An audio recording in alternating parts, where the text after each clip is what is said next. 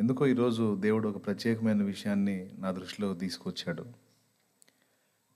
మరి సందేశం కొన్నిసార్లు ఒక సబ్జెక్ట్ పరంగా దేవుడు అందిస్తాడు. అది కొంత అవగాహన కలగటానికి అందులో కూడా కొంత పాఠాన్ని మనకిస్తాడు. లోగోస్, రెండవది రేమా. రేమా సందేశం ద్వారా దేవుడు ప్రస్తుతం ఉన్నటువంటి తన బిడ్డల్ని సంధిస్తాడు. ఎవరెవరు ఎలాంటి పరిస్థితుల్లో ఎలాంటి ఇబ్బందుల్లో ఉన్నారో నాకు తెలియదు. అది మీకు దేవునికి తెలుసు. కాబట్టి ఒక పక్క దేవుని ఆత్మీయ పాఠాలు నేర్పుకుంటానే మరో పక్క తన బిడ్డలను ఆయన ధైర్యపరుచుకుంటూ ప్రోత్సహించుకుంటూ కొన్ని అనుభవాలు నేర్పుతాడు. మరి ఈరోజు దేవుడు నాకు చెప్పమన్న ఆ సందేశాన్ని నేను మీతో పంచుకుంటాను. బైబిల్ గ్రంథంలో ఆదికాండం ప్రత్యేకమైన పుస్తకం అని గత కొంతకాలంగా చెప్తూ వస్తున్నాను. ఆదికాండంలో ఎన్నో పాఠాలు ఉన్నాయి. జీవితకాలానికి సరిపోయే పాఠాలు ఆదికాండంలో ఉన్నాయి. మన భక్తి జీవిత సాధనకు ఎంతో తోడ్పడే విషయాలు ఎన్నో ఆదికాండంలో ఉన్నాయి. ఆదికాండంలో ఆదాము, హవ్వ, కయీను, హేబేలు, షేతు, నోవహు, హానోకు, తర్వాత వచ్చినటువంటి అబ్రహాము, ఇలా అందరినీ తీసుకుంటే ప్రతి ఒక్క జీవితంలో నుంచి కొన్ని పాఠాలు మనకున్నాయి. ఆదాములో నుండి కొన్ని పాఠాలు ఉన్నాయి, హవ్వలో నుండి కొన్ని పాఠాలు ఉన్నాయి, తర్వాత కయీను హేబేల్ దగ్గర కొన్ని పాఠాలు ఉన్నాయి, తర్వాత ఏనోషు, షేతు, ఏనోషు, తర్వాత హానోకు, నోవహు, వీళ్ళందరి జీవితాల్లో పాఠాలు ఉన్నాయి.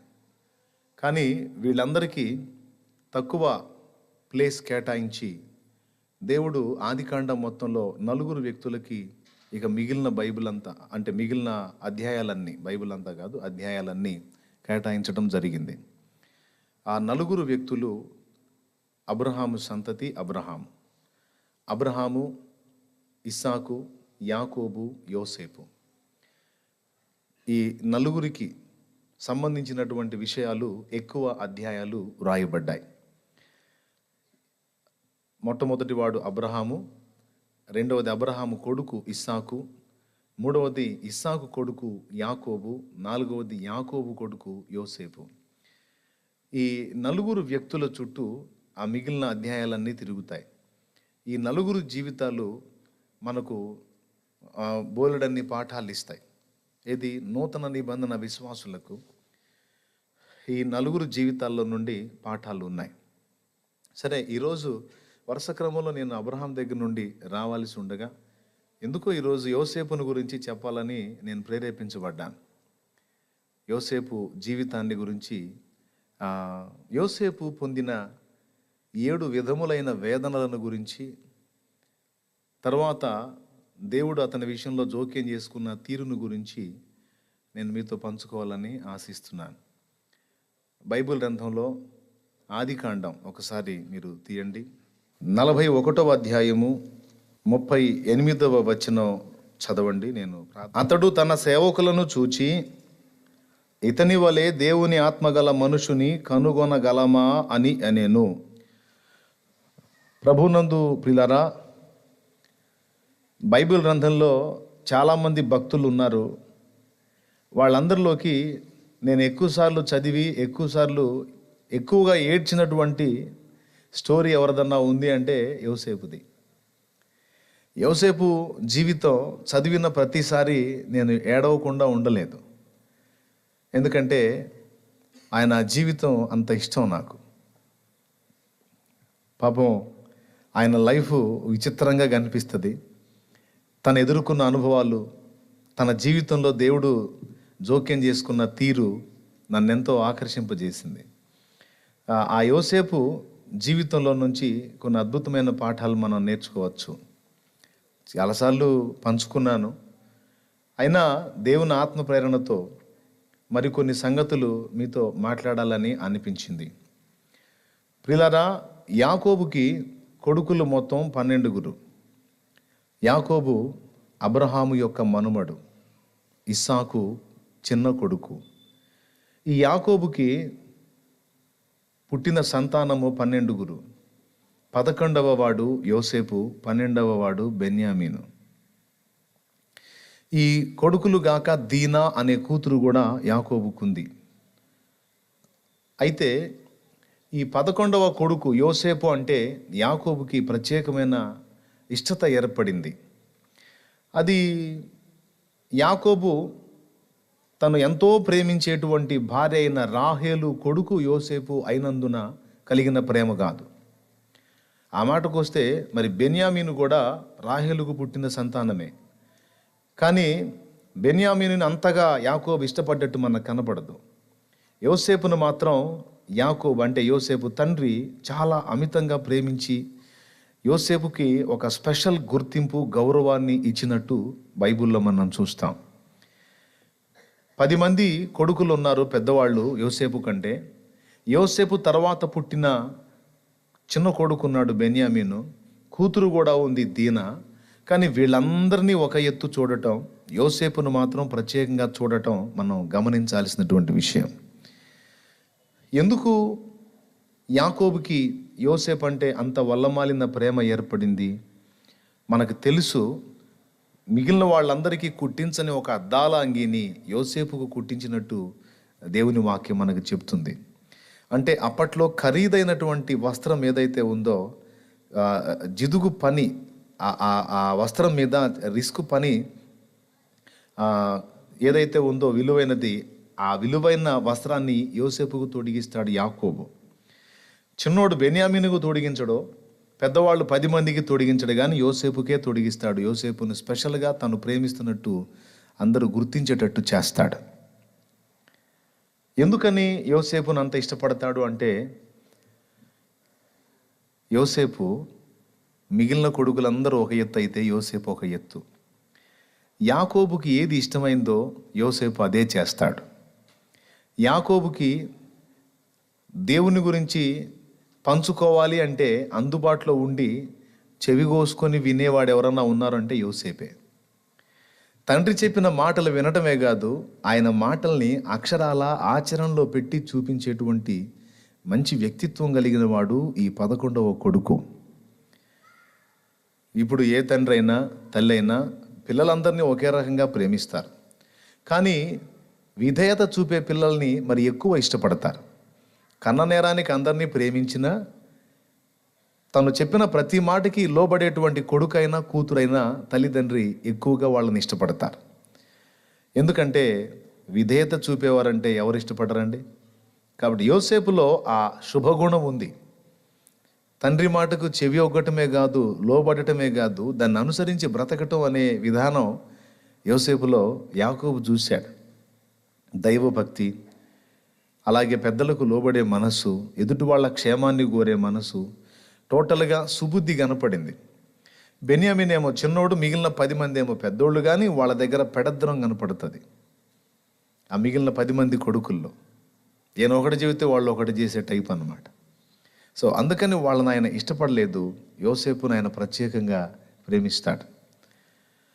అయితే పాపం తండ్రి చేత ఇంత ప్రేమించబడ్డ యోసేపు జీవితం మనం పరిగణలో తీసుకుంటే, యోసేపు మొత్తం 7 విధములైన వేదనలను అనుభవించినట్టు బైబిల్ చెప్తుంది.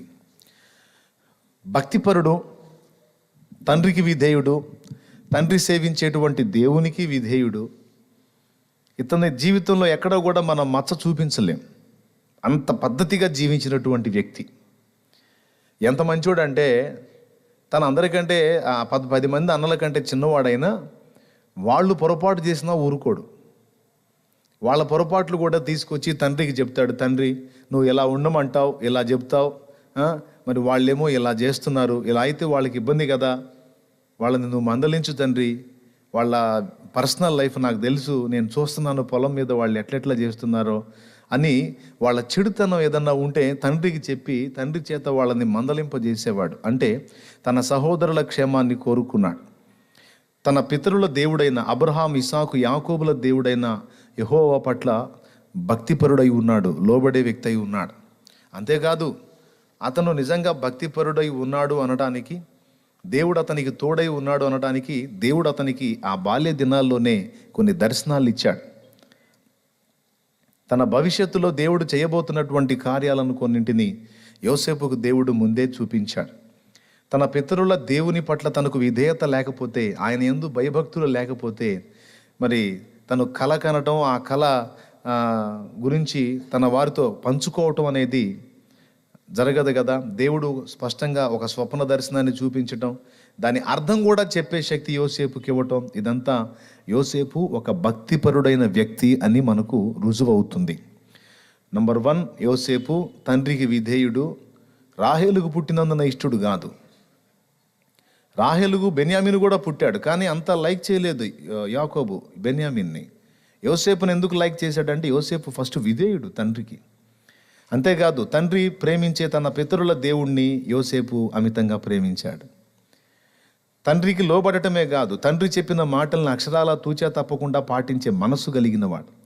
కొంతమంది పిల్లలు ఉంటారండి, చెప్పిన మాట విన్నట్టే ఉంటారు, ఖచ్చితంగా వాళ్ళు వినరు. అంటే చెప్పేవాడిని ఎందుకు నొప్పించాలే అని భలే విన్నట్టుగా షో చేస్తారు, కానీ అవతలికి పోయి వాడు అనుకున్నదే చేస్తాడు, కానీ పెద్దవాడు చెప్పింది చెయ్యడు. కానీ కొంతమంది పిల్లలు ఉన్నారు, వాళ్ళు వినటమే కాదు, విన్నదాన్ని అక్షరాల ఆచరణలో పెడతారు. కాబట్టి అలాగా లోబడి తండ్రికి విధేయత చూపి ఆయన మనసు గెలిచాడు. ఇక అంతకుమించి ఏమి లేదు. అందరికంటే అందగాడని కాదు, లేకపోతే ఇంకొకటి ఏది కాదు.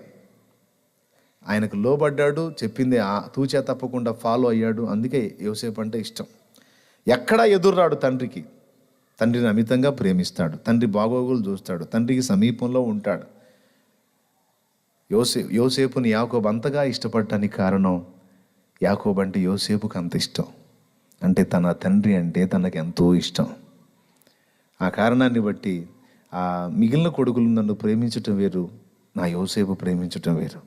వీడికి నేనంటే చాలా పిచ్చి, వీడికి నేనే లోకం, నేను నా దేవుడు అంతే అని ఆ కొడుకు మీద బాగా మమకారం పెంచుకున్నాడు. ఆశ్చర్యం ఏంటంటే, మనకి దేవునికి కూడా అలాంటి అనుబంధం ఉంటుందండి. మీరు గమనించండి, యోహాను సువార్త 3వ అధ్యాయం 16వ వచనం మనం చూస్తే, దేవుడు లోకమును ఎంతో ప్రేమించును అని మాట ఉంటుంది. లోకం అంటే మట్టా మనుషులా? దేశం అంటే మట్టి కాదో, ఈ దేశం అంటే మనుషులే అన్నాడు కదా. అట్లాగే లోకం అంటే మట్టి కాదండి, లోకం అంటే మనుషుల్ని చాలా ప్రేమించాడు దేవుడు. కానీ మనుషుల్ని ఎంతో ప్రేమించిన దేవుడు తనను ప్రేమించే వారిని ప్రత్యేకంగా వెతికాడని దేవుని వాక్యం చెబుతుంది. లోకాన్ని నేను ఎంతో ప్రేమిస్తున్నాను, మరి లోకంలో ఉన్న వ్యక్తుల్ని ఇంతగా నేను ప్రేమిస్తున్నప్పుడు, మరి లోకంలో ఉన్న వ్యక్తులు ఎంతమంది నన్ను ప్రేమించే వాళ్ళు ఉన్నారనేది వెతుక్కున్నాడు. అదే కీర్తనల గ్రంథం 53:1 నుంచి చదివితే, లేకపోతే 2-3 వచనాలు చదివితే, 14వ కీర్తన కూడా చదివితే ఆ మాటే రాసి ఉంటుంది. వివేకము కలిగి ఆయనను వెతకువారు కలరేమో అని ఆకాశము నుండి దేవుడు నరులను పరిశీలించెను. 2వ వచనం కీర్తనల గ్రంథం 14వ కీర్తన, వివేకము కలిగి దేవుని వెతకువారు కలరేమో అని యెహోవా ఆకాశము నుండి చూచి నరులను పరిశీలించెను. అందరూ రకరకాల పరిస్థితుల్లో ఉన్నారు. వీళ్ళందరూ అంటే నాకు ఇష్టం కాబట్టి ఈ చేతులతో వాళ్ళందరినీ నిర్మించుకున్నాను. వీళ్ళందరినీ నేను ఎంతో ప్రేమించి వాళ్ళకి ఉనికిని ఇచ్చాను, జీవాన్ని ఇచ్చాను, జీవితాన్ని ఇచ్చాను, వారిని పోషిస్తున్నాను, ఆదరిస్తున్నాను, వారికి కావాల్సిన ప్రతిదీ నేను ఏర్పరుస్తున్నాను. సో అన్నీ పొందుతున్న వీళ్లలో ఎంతమంది నన్ను ప్రేమించే వాళ్ళు ఉన్నారు అని వెతికితే నిజంగా దేవుని ప్రేమించి ఆయన మార్గాలను అనుసరించి నడుచుకోవడానికి కొంతమంది వ్యక్తులు ఈ ప్రపంచంలో కనబడ్డారు దేవునికి. వాళ్ళల్లో ఆయన కృపను బట్టి మనం కూడా ఉన్నందుకు ధన్యులం. దేవునికి స్తోత్రం కలుగును గాక. హల్లెలూయా. ఆ ప్రేమించే బృందంలో మనం కూడా ఉన్నందుకు ధన్యులం. భయంకరమైన వ్యక్తుల్ని, లోకానుసారుల్ని అమితంగా ప్రేమించే దేవుడు ఈ లోకంలో నుండి వేరై మనం ఆయనకు విధేయత చూపి, ఆయనకు లోబడి, ఆయన సంతోషం కావాలి, ఆయన ఇష్ట ప్రకారం బ్రతకాలి, ఆయన మహింపరచాలి, ఆయన ఆరాధించాలి. ఆయన తర్వాతే ఏదైనా. ఆయనే నా ప్రపంచం, ఆయనే నా జీవితం, ఆయనే నా సర్వస్వం. ఆయన కోసం నేను ఏమైనా చేస్తాను, ఏమైనా అయిపోతాను, ఎంతైనా కోల్పోతాను, ఆయనే నాకు ముఖ్యం అని ఒక మనిషి పలికి అలా పరితపిస్తూ ఉంటే ఆ వ్యక్తి ఇక ఎంత ఇష్టడైపోతాడో ఊహించండి దేవునికి. అవునా? కాడా యోసేపు అంటే యాకోబుకి ఎందుకు ఇష్టం అంటే, యాకోబు అంటే ముందు యోసేపుకి ఇష్టం. మరి మిగిలిన కొడుకులు ఎందుకని అంతగా యాకోబుకి ఆకర్షణీయంగా లేరు అంటే, వాళ్ళకి యాకోబు అంటే గౌరవం లేదు, యాకోబు పట్ల విధేయత లేదు, తండ్రి పట్ల లోబడే మనస్సు లేదు. ఎందుకు లేదంటే అంత లైకింగ్ లేదు ఆయన మీద. వాళ్ళు తమ్మును తాము ప్రేమించుకునే రకాలు. యోసేపు తండ్రిని ప్రేమించేవాడు.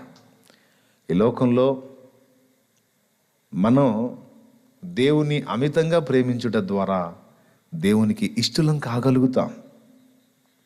మీకు తెలుసా, దేవుడు మనల్ని అమితంగా ప్రేమించటమే కాదండి, మనం కూడా ఆయన్ని ప్రేమించాలని కోరుకుంటాడు.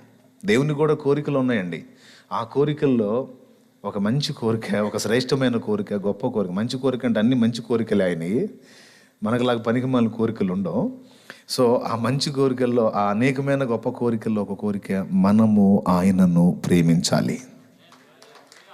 ఎందుకు ఆయనను మనం ప్రేమించాలని కోరుకుంటాడంటే, ఆయన కూడా ఒక మనసున్న వ్యక్తి. ఆయనేమి జీవం లేని, మనసు లేని ఒక గొట్టో చెట్టో పొట్టో రాయో బండో కంప్యూటరో లేకపోతే ఇంకోటో కాదు. ఆయన ఒక మనసున్న వ్యక్తి, మమతానురాగాలు కలిగిన వ్యక్తి. ఆయన ప్రేమించటమే కాదు, తను కూడా ప్రేమ కోసం పరితపించే మనసు కలిగిన వాడు దేవుడు. దేవునికి స్తోత్రం కలుగును గాక. కానీ ఇది మనం ఎలా చెప్పుకోవచ్చు అంటే, తండ్రి బిడ్డల సంబంధమే. కొంతమంది పిల్లలు ఉంటారు, తల్లిదండ్రుల్ని సబ్బును అరగదీసినట్టు అరగదీసి వాడుకోవటమే తప్ప వాళ్ళని ప్రేమించి, వాళ్ళని గౌరవించి, వాళ్ళ విషయంలో ఆలోచన కలిగి ఉండే పిల్లలు కొంతమంది మనకు కనపడరు, కొంతమంది కనపడతారు. దేవుడు ఖచ్చితంగా వెతుక్కుంటాడండి, నా ప్రేమను పొందటమేనా, వాళ్ళు కూడా నన్ను ప్రేమిస్తారా అని. ఆది కాండం నుండి, అసలు పరలోకంలో దేవదూతల దగ్గర నుండి వెతుక్కున్నాడు ఆయన. ఆకాశంలోనే ఫస్ట్ ఆ మహిమలోకాల్లో వెతికాడు. తర్వాత మానవ జాతిని నిర్మించిన తర్వాత మానవ జాతిలో కూడా దేవుణ్ణి ప్రేమించేవారు ఉన్నారా, ఉంటారా అని వెతికాడు. ఆదాము హవ్వల్ని ఏదెన్ తోటలో చేసినప్పుడు వాళ్ళకి కావాల్సినవన్నీ ముందే రెడీ చేసి పెట్టి, మరి వాళ్ళకి ఏది తక్కువ లేకుండా అన్నీ రెడీగా పెట్టి వాళ్ళని లైన్లో తీసుకొచ్చాడు. వాళ్ళకి ఏది తక్కువ చేశాడండి దేవుడు. ఆఖరికి ఖాళీగా ఉంటే ఏ పని తోచకుండా పాడైపోతారని వ్యవసాయం చేసే పని కూడా కల్పించి, కష్టపడండి, తినండి, త్రాగండి, సంతోషించండి, అన్యోన్యంగా దాంపత్య జీవితంలో మీరు అన్ని విధాలా బాగుండండి అని అన్ని ఏర్పాట్లు చేశాడా లేదా? ఏదన్నా వాళ్ళ తక్కువ చేశాడా? కష్టం కలిగించాడా? నష్టం కలిగించాడా? ఇబ్బంది కలిగించాడా? ఏదన్నా కొదువు చేశాడా? ఏమీ లేదు, అన్నీ చేశాడు. అంతగా ప్రేమించి, నా ప్రేమను వాళ్ళు అర్థం చేసుకొని వాళ్ళు కూడా నన్ను ప్రేమిస్తారేమో అని ఆశగా ఎదురు చూశాడు. కానీ వాళ్ళ నుండి దేవుడు ఆశించిన ప్రేమ లభించలేదు. ఆ తర్వాత ఇక వాళ్ళు దేవునికి ఆశించిన స్థాయిలో ప్రేమ చూపలేదు. అయినా సరే దేవుడు వాళ్ళను ప్రేమించి ఏదైనా తోట నుండి బయటికి పంపించి, తర్వాత వాళ్ళకి సంతానోత్పత్తిగా మిగిలిన జరిగిన విషయం అంతా మనకు తెలుసు. ఆ పండు తినమన నిశ్చయముగా మీరు చస్తారని చెప్పి అన్న మాట అన్నాడా? చచ్చిపోతారన్నాడా? మరి చంపేశాడా? చంపకుండా వాళ్ళకు ప్రతిగా మరొక జీవిని బలి చేసి దాన్ని చర్మం తీసి వీళ్ళకు చొక్కాయలు తొడిగించి సిగ్గు కప్పి పంపించాడు. దేవునికి స్తోత్రం. తోటలో నుండి నెట్టేసింది కూడా ప్రేమను బట్టే. తర్వాత వచ్చి ఆయన ప్రాణం పెట్టింది కూడా ఆ ప్రేమను బట్టే. ఆదాం హవ్వల దగ్గర నుండి ఇక పుట్టిన ప్రతి మానవుల్లోనూ నన్ను ఇతను ప్రేమిస్తాడేమో, ఏం ప్రేమిస్తుందేమో అని సృష్టిలో పుడుతున్న ప్రతి వ్యక్తిని గురించి దేవుడు ఆశించాడు, ఎదురు చూశాడు. కొంతమంది దగ్గర అది దొరికింది, కొంతమంది దగ్గర దొరకలేదు. అయితే ఎవరైతే ఆయనను అమితంగా ప్రేమించి ఇష్టపడ్డారో వాళ్ళకి యోసేపుకు యాకోబు అద్దాల చొక్కా తొడిగినట్టు, అద్దాల అంగీ తొడిగించినట్టు దేవుడు తన్ను ప్రేమించిన వారికి ప్రత్యేకమైన దీవెనలు సిద్ధపరిచాడు. హల్లెలూయా, హల్లెలూయా. ఆ దీవెనలన్నీ మనకు బైబిల్లో మస్తు రాసున్నాయి. ఈ రోమాపత్రిక 8వ అధ్యాయం 28వ వచనంలో దేవుణ్ణి ప్రేమించే వారికి ఏ పరిస్థితి అయినా సరే మేలుకే వచ్చేటట్టు దేవుడు ఆశీర్వదించాడు. ఆఖరికి నష్టం కలిగినా, కష్టం కలిగినా, ఇబ్బంది కలిగినా అది కూడా వాళ్ళకి ఆశీర్వాదంగానే మారేటట్టు దేవుడు తన్ను ప్రేమించే వారికి దీవెన అనుగ్రహించాడు. రెండవది, తన్ను ప్రేమించే వారికి దేవుడు జీవ కిరీటాన్ని వాగ్దానం చేశాడు. యాకోబు రాసిన పత్రిక 1వ అధ్యాయం 12వ వచనం నుంచి మనం చూస్తే, శోధన సహించువాడు ధన్యుడు, అతడు శోధనకు నిలిచిన వాడై ప్రభు తన్ను ప్రేమించు వారికి వాగ్దానము చేసిన జీవ కిరీటము పొందును. అసలు శోధన మనకు ఎందుకు ఎదురైద్దట అక్కడ చెప్పాడు. ఆయనను మనం ప్రేమిస్తామో లేదో అనేది తేల్చుకోవడానికే శోధనను అనుమతిస్తాడట. శోధనలోనే మనం పరీక్షింపబడుతున్నాం. ఏ విషయంలో అంటే దేవుని ప్రేమించే విషయంలో. మనకు ఎదురయ్యే శోధనలన్నీ కూడా ఆయన ఎడల మనకున్న ప్రేమలోని నాణ్యతను బట్టి దేవుడిని విసర్జించవచ్చు. ఆ శోధనలను బట్టి ఎక్కడున్నాడు రా దేవుడు అన్నంత అసహించుకోవచ్చు.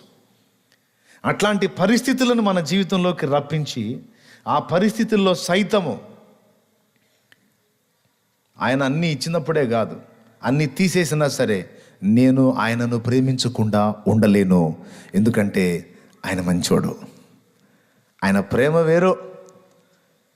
అంత ప్రేమించేవాడైతే, అంత మంచివాడైతే ఎందుకు నీకు ఈ పరిస్థితులు రప్పించాడు అంటే, ఇవన్నీ రప్పించాడంటే ఏదో నా మేలుకే ఉంటుంది.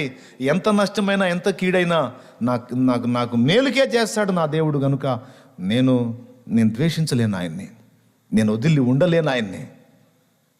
నా వల్ల కాదు, ఆయన వదిలి బతకలేను, నేను వదలను. ఇంకా ఇంత నష్టం కాదు, ఇంత నష్టం, ఇంకా ఎంత నష్టమైనా, నా జీవితం మొత్తం కొలాప్స్ అయిపోయినా సరే నేను దేవుణ్ణి వదలను, నాకు ఆయన అంటే ఇష్టం అంటే ఆ వ్యక్తిని చూసి ముచ్చట పడతాడు, సంతోషపడతాడు. నిజమైన ప్రేమ అని ముచ్చటపడి అట్లిట్ల ఆశీర్వాదం కాదు, ఒక కిరీటమే రెడీ చేసి పెడతాడట నీకోసం. హల్లెలూయా, హల్లెలూయా.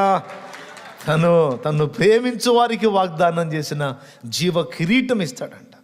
ఆ జీవ కిరీటం రేపు నీకు ఇవ్వబోయేటప్పుడు దగ్గర పిలిచి ఏమంటాడు తెలుసా? ఇది నీకు ఎందుకు ఇస్తున్నాను తెలుసా? కఠినంగా నిన్ను పరీక్షించిన, ఇబ్బంది కొలిమ నిన్ను కాల్చిన, రకరకాల శ్రమలు నీకు రప్పించిన, ఎన్ని రకాల ఒత్తిళ్ళు, ఆ ఒత్తిళ్ళన్నిటిని అడ్డం పెట్టి నువ్వు నన్ను తిట్టి నన్ను విడిచి వేరైపోవచ్చు, కానీ నువ్వు నన్ను వదలలేదు. నువ్వు నన్ను రియల్గా లవ్ చేసావు, నిజంగా నన్ను ప్రేమించావు. అందుకే నీకోసం స్పెషల్గా ఇది రెడీ చేశాను, నీకే అని ధరింపజేస్తాడు రేపు అక్కడ. దేవునికి మహిమ కలుగును గాక. హల్లెలూయా. యోసేపు అంటే యాకోబుకి ఎందుకు ఇష్టం అంటే చెప్పండి మీరు? యోసేపుకి యాకోబు అంటే ఇష్టం కాబట్టి, అవునా? అలాగే మరి యేసయ్యకు మనం ఎందుకు ఇష్టలం అవుతాం సంపూర్ణంగా అంటే మనకు ఆయన ఇష్టం. అందుకే ప్రత్యేకంగా దృష్టి పెడతాడు మన మీద. యాకోబు మీద, యోసేపు మీద యాకోబు దృష్టి పెట్టినట్టు యేసయ్య మన మీద స్పెషల్గా దృష్టి పెడతాడు. పెట్టాడు కదా. ఇశ్రాయేలు సైన్యం మొత్తం మీద దృష్టి పెట్టలే ఆయన. 40 రోజులు చూశాడు, లాభం లేదనుకున్నాడు. ఇక దావీదు మీద పెట్టాడు. మీరందరూ కాదురా, నా రత్నం అక్కడుంది. దేవునికి స్తోత్రం. సైన్యంలో లేదు, గొర్రెలు కాస్తుంది. నా హృదయానుసారమైన మనస్సు గలవాడు అక్కడున్నాడు రా, తెప్పిస్తాను ఆగండి అని ఈ దావీదు వచ్చేటట్టు చేసి యుద్ధంలో జయమిచ్చాడు. ప్రియులారా, దేవుడు తన్ను ప్రేమించే వారిని ప్రత్యేకంగానే దృష్టిస్తాడండి. ప్రేమించని వాళ్ళని ద్వేషిస్తాడని నేను చెప్పట్లా. మంచివారి మీదనో చెడ్డవారి మీదనో తన వర్షమును పంపించుచున్నాడు, తన సూర్యుని ఉదయింపజేస్తున్నాడు. చెడిపోయిన వాళ్ళకే అన్నీ చేసినప్పుడు ఇక ఆయన ప్రేమించే వాళ్ళకి తక్కువ చేస్తాడా? నిర్లక్ష్యం చేస్తాడా? వదిలేస్తాడా? అసంభవం. మరి అలాగైతే ఏందన్నా ఈ పరిస్థితులు? ఎందుకు ఇలాగంటే పరీక్షించుకుంటున్నాడు నిన్ను. నీ ప్రేమలో నీ నాణ్యతను, నీ ప్రేమలో నీ ఒరిజినాలిటీని పరీక్షించుకుంటున్నాడు. పరీక్షించుకొని పర్వాలేదు బ్రవ్వా, నీ చిత్తమే జరగని, ఇంకా ఎంతైనా కానీ చెయ్యి, పరీక్షించు. ఎన్ని రకాల శోధనలు రప్పించినా, ఎంత నలుగొట్టినా నేను నిన్ను వదలటం కల్లా ఉండలేనయ్యా. క్షణమైన నీ నామం మరువకుంటిని, మరణమైన మధురముగా ఎంచుకుంటిని. క్షణమైన నీ నామం మరువకుంటిని, మరణమైన మధురముగా ఎంచుకుంటిని. తండ్రి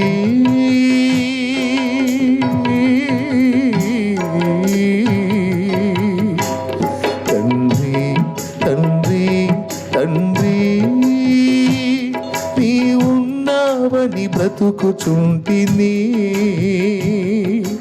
నా కొరకు నీవు, నీ కొరకు నేను, నా కొరకు నీవు, నీ కొరకు నేను.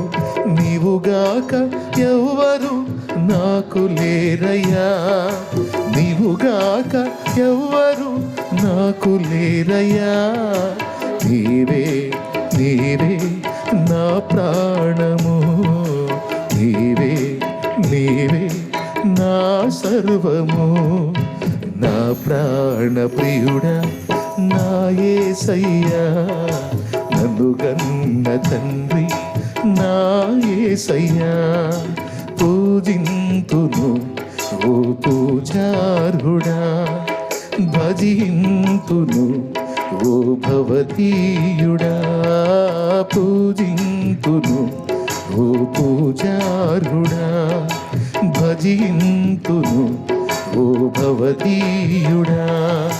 నీవుగాక ఎవ్వరు నాకు లేరయ్యా, నీవుగాక ఎవ్వరు నాకు లేరయ్యా. నీవే నీవే నా ప్రాణము, నీవే నీవే నా సర్వము. నా ప్రాణ ప్రియుడా నా యేసయ్యా, నన్ను గన్న తండ్రి నా యేసయ్యా.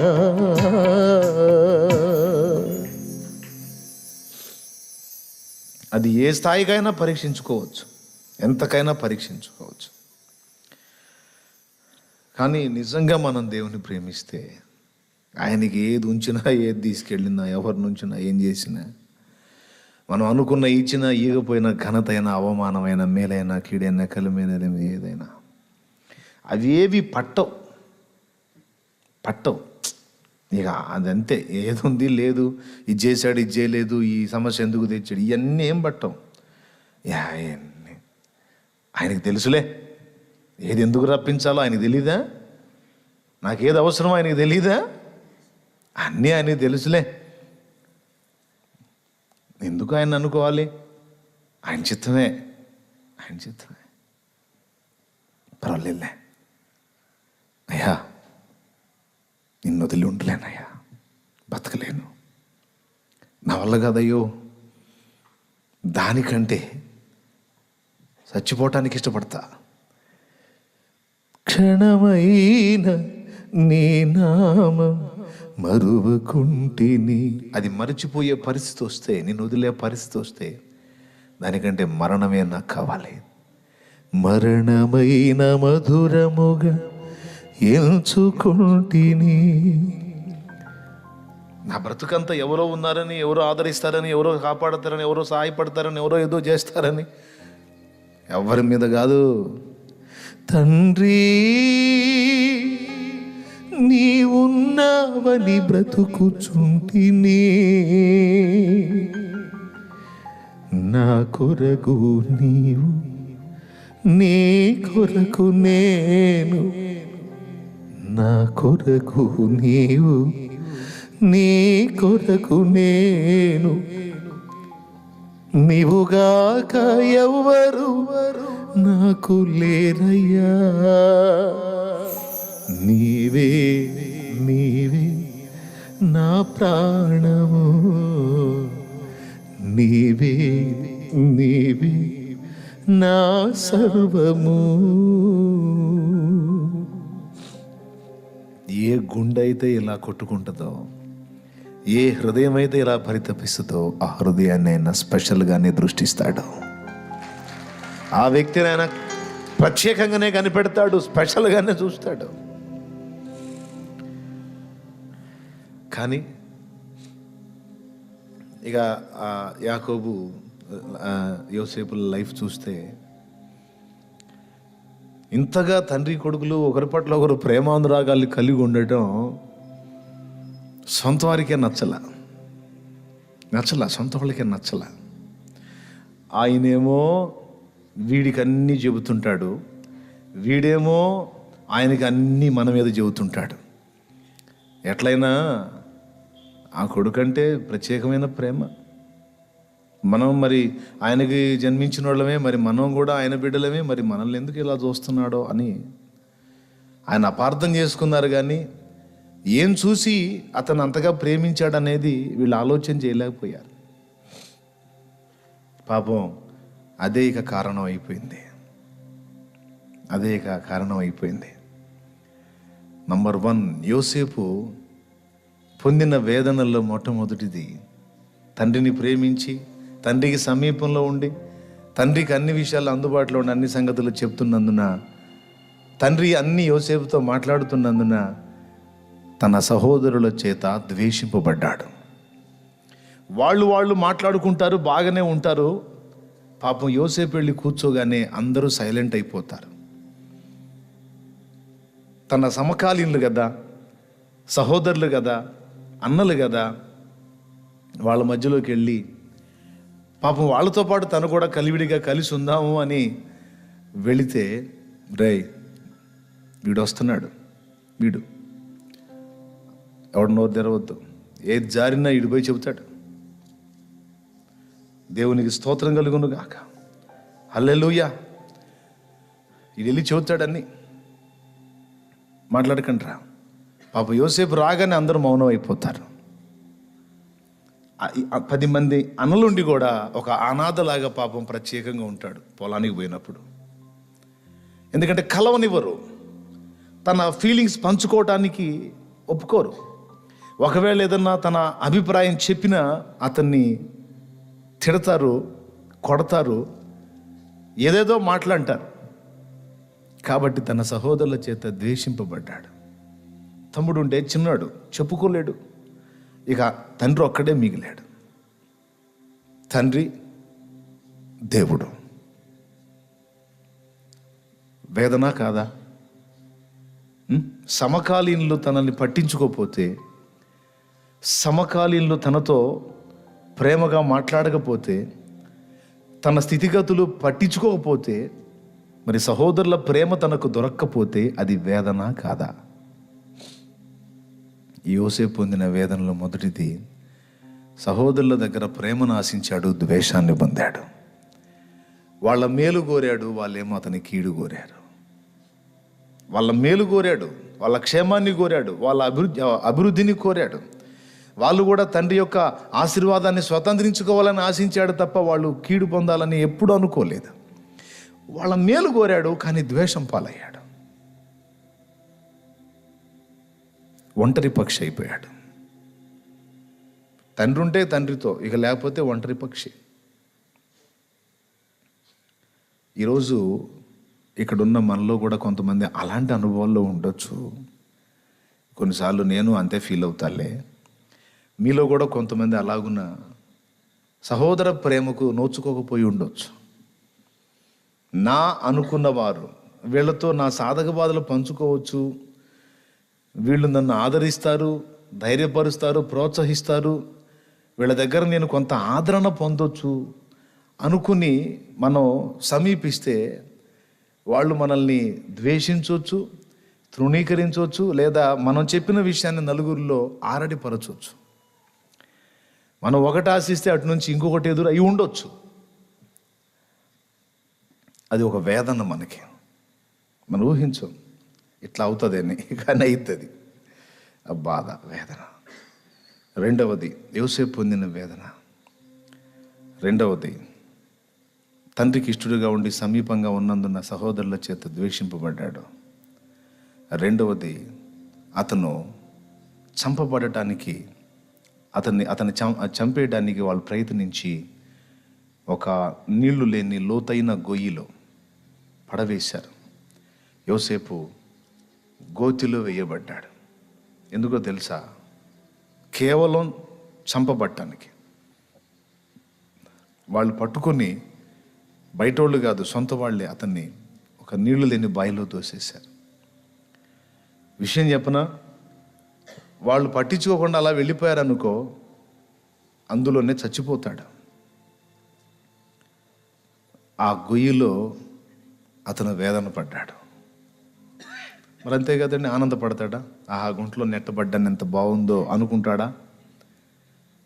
అందరూ కలిసి ముఖమ్మడిగా అతన్ని పట్టి నెట్టేశారు అంటే ఆ గోతిలో రాయి ఉందో, ఏముందో, అక్కడ రాయి తగులుతుందో, తమ్ముడు ఏమవుతాడో, వాడి కాళ్ళు ఇరుగుతాయో, చేతులు ఇరుగుతాయో, వాడి తలకేమన్నా తగులుతుందేమో, తల పగులుతుందేమో, వాడు ఏమవుతాడో అని ఆలోచించారా?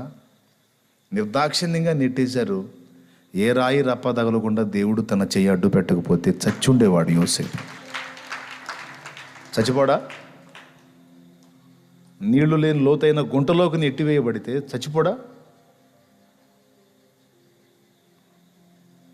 ఆ గోతిలో ఉండి వాళ్ళు కఠినంగా త్రోసేస్తే, సొంత వాళ్లే తోసేస్తే ఇక బయటవాడు అతన్ని బయటికి తీస్తాడా? నా అనుకున్న వారే నయవంచన చేసి గుంటలోకి నెట్టేస్తే మరి బయటవాడు ఎందుకు తీస్తాడండి? మరి ఇప్పుడు అతనికి దిక్కెవరు? అతనికి రక్షణ ఎక్కడా? అతన్ని కాపాడే వాళ్ళు ఎవరు? తను ఊహించలేదు ఆ గోతిలో పడతానని. తనకు విడుదల కలిగే మార్గం లేక, బయటికి తీసే మార్గం లేక ఎంత వేదన పడి ఉంటాడో కదా. అమ్మో, నా అన్నోళ్ళు నన్ను చంపేయాలనే కదా ఇంత పని చేశారు. తర్వాత దేవుడు వాళ్ళలో ఒకనికి కనికరం పుట్టిస్తే, యూదా మరి బయటికి దించి అమ్మేశారు. మొదటిది సహోదరుల ద్వేషం అనే వేదన, రెండవది గోతిలో వేదన, మూడవది అమ్మబడినప్పుడు వేదన. మంచిగా జీవించిన వాడు బానిసగా అమ్మబడ్డాడు. అంటే 2 సార్లు అమ్మబడ్డాడండి యోసేపు, తెలుసా? 2 సార్లు. ఒక వస్తువులాగా, సంతలో ఒక గేదెలాగా, ఒక పశువులాగా, ఒక ఎద్దులాగా, ఒక గాడిదలాగా, ఒక గొర్రెలాగా అమ్మబడ్డాడు. అన్నల దగ్గర నుండేమో ఇష్మాయేలీయులకు అమ్మబడ్డాడు. వాళ్ళు అక్కడి నుంచి అతను ఐగుప్తు తీసుకెళ్ళి అక్కడ సంతలో, మనుషులను అమ్మే సంతలో బానిసాని కేక వేసి అమ్మకానికి పెడితే పోతీఫెరో అనేవాడు అతన్ని కొనుక్కొని పోతాడు 2 times. 2 సార్లు యోసేపు అమ్మబడ్డాడు ఒక వస్తువులాగా. చూడండి, ఊహించండి ఒకసారి. తనకు ఒక మనసు ఉంది, తనకు ఒక హృదయం ఉంది, తనకి మంచి చెడ్డలు తెలుసు, బాగా బ్రతికినవాడు, తండ్రి దగ్గర అల్లారు ముద్దుగా పెరిగినవాడు. అలాంటి వాడు సంతలో ఓ పశువులాగా కాళ్ళు చేతులు కట్టబడి అలా నిలబడి, ఆ సన్నివేశాన్ని ఒకరు ఊహించండి మీరు. అతను సంతోషించి ఉంటాడా? వేదన పడి ఉంటాడా? అవునా? వేదన పడ్డాడు. ఏముందండి, మనల్ని నిలబెట్టి బేరం చేసి ఒక పశువులాగా, ఏదో జంతువులాగా మనల్ని అమ్మేస్తూ ఉంటే. మీకు తెలీదు, కొంతమంది మోసపోయిన ఆడపిల్లలు ఉంటారండి. వేశ్యాగృహాలకు అమ్మబడతారు. ఇట్లనే అమ్మబడతారండి. ప్రేమ దోమ అని ఎక్కడో ఎవరి మాటలో విని మోసపోయి వేశ్యాగృహాలకు చేర్చబడతారు. వాడు నమ్మకంగా ఒక దూర ప్రాంతానికి వెళ్ళి నమ్మించి, నేను నిన్ను ప్రేమిస్తున్నాను, నువ్వే నా ప్రాణం, జీవితం, లోకం అని తీసుకొచ్చి వేశ్యాగృహానికి తీసుకొచ్చి, ఇది మా ఆంటీ వాళ్ళ ఇల్లు, మా అంకుల్ వాళ్ళ ఇల్లు, మా చిన్నమ్మ వాళ్ళ ఇల్లు, మనకి ఏదన్నా ఒక హౌస్ చూసిందాక ఇందులో ఉందాం, తలదాచుకుందాం, వీళ్ళు మనల్ని బాగా చూస్తారు అని ఆ ఇంట ఉంచి, మనకు కావాల్సిన సరుకులు నేను తీసుకొస్తాను, నువ్వు జాగ్రత్తగా ఉండు అని ఆ అమ్మాయిని అక్కడ వదిలిపెట్టి, చాటుగా వాడు మాట్లాడుకున్న రేటు ఆ అమ్మాయి మీద తీసుకొని వాడు వెళ్ళిపోతాడండి. ఎప్పుడు కనపడ్డ అమ్మాయికి ఇక ఆ అమ్మాయిని ఆ రోజు వరకు వాళ్ళు జాగ్రత్తగా చూస్తారు. ఎందుకంటే పాపం ఈ పిచ్చిది వాడు వస్తాడులే, సరుకులు తేటానికి పోయాడు, ఇంకా రాలేదని అమాయకంగా ఎదురు చూస్తుంటుంది గొర్రెలాగా. వెళ్ళిపోయాడు వాడు, ఎప్పుడో వాడు డబ్బులు వాడు తీసుకున్నాడు, ఈమె ప్రేమని వాడు సొమ్ము చేసుకున్నాడు, వాడు వెళ్ళిపోయాడు. ఒక పశువులాగా ఇక బానిస అమ్మబడింది. ఏం చేస్తారో తెలుసా? ఆమెను గదిలో బంధిస్తారు. ఇక ఆహారం పెట్టరు, చావకుండా అప్పుడప్పుడు నీళ్ళు ఇస్తారు, చిత్రవద చేస్తారు. ఎందుకు తెలుసా? వ్యభిచారం చేయమని. గోళ్లల్లో సూదులు గుచ్చుతారు. తను ఒక వ్యక్తిని అమితంగా ప్రేమించింది, వాడే ప్రాణం అనుకుంది, తన హృదయం నిండా వాడే. ఆ రోజు గడిచినాక అని చెప్పరాళ్ళు. ఏంటి వాడి గురించి కలవరిస్తున్నావు? అయిపోయింది. వాడు నిజంగా నిన్ను ప్రేమించాడు అనుకున్నావా? లేదు, వాడు వ్యాపారస్తుడు.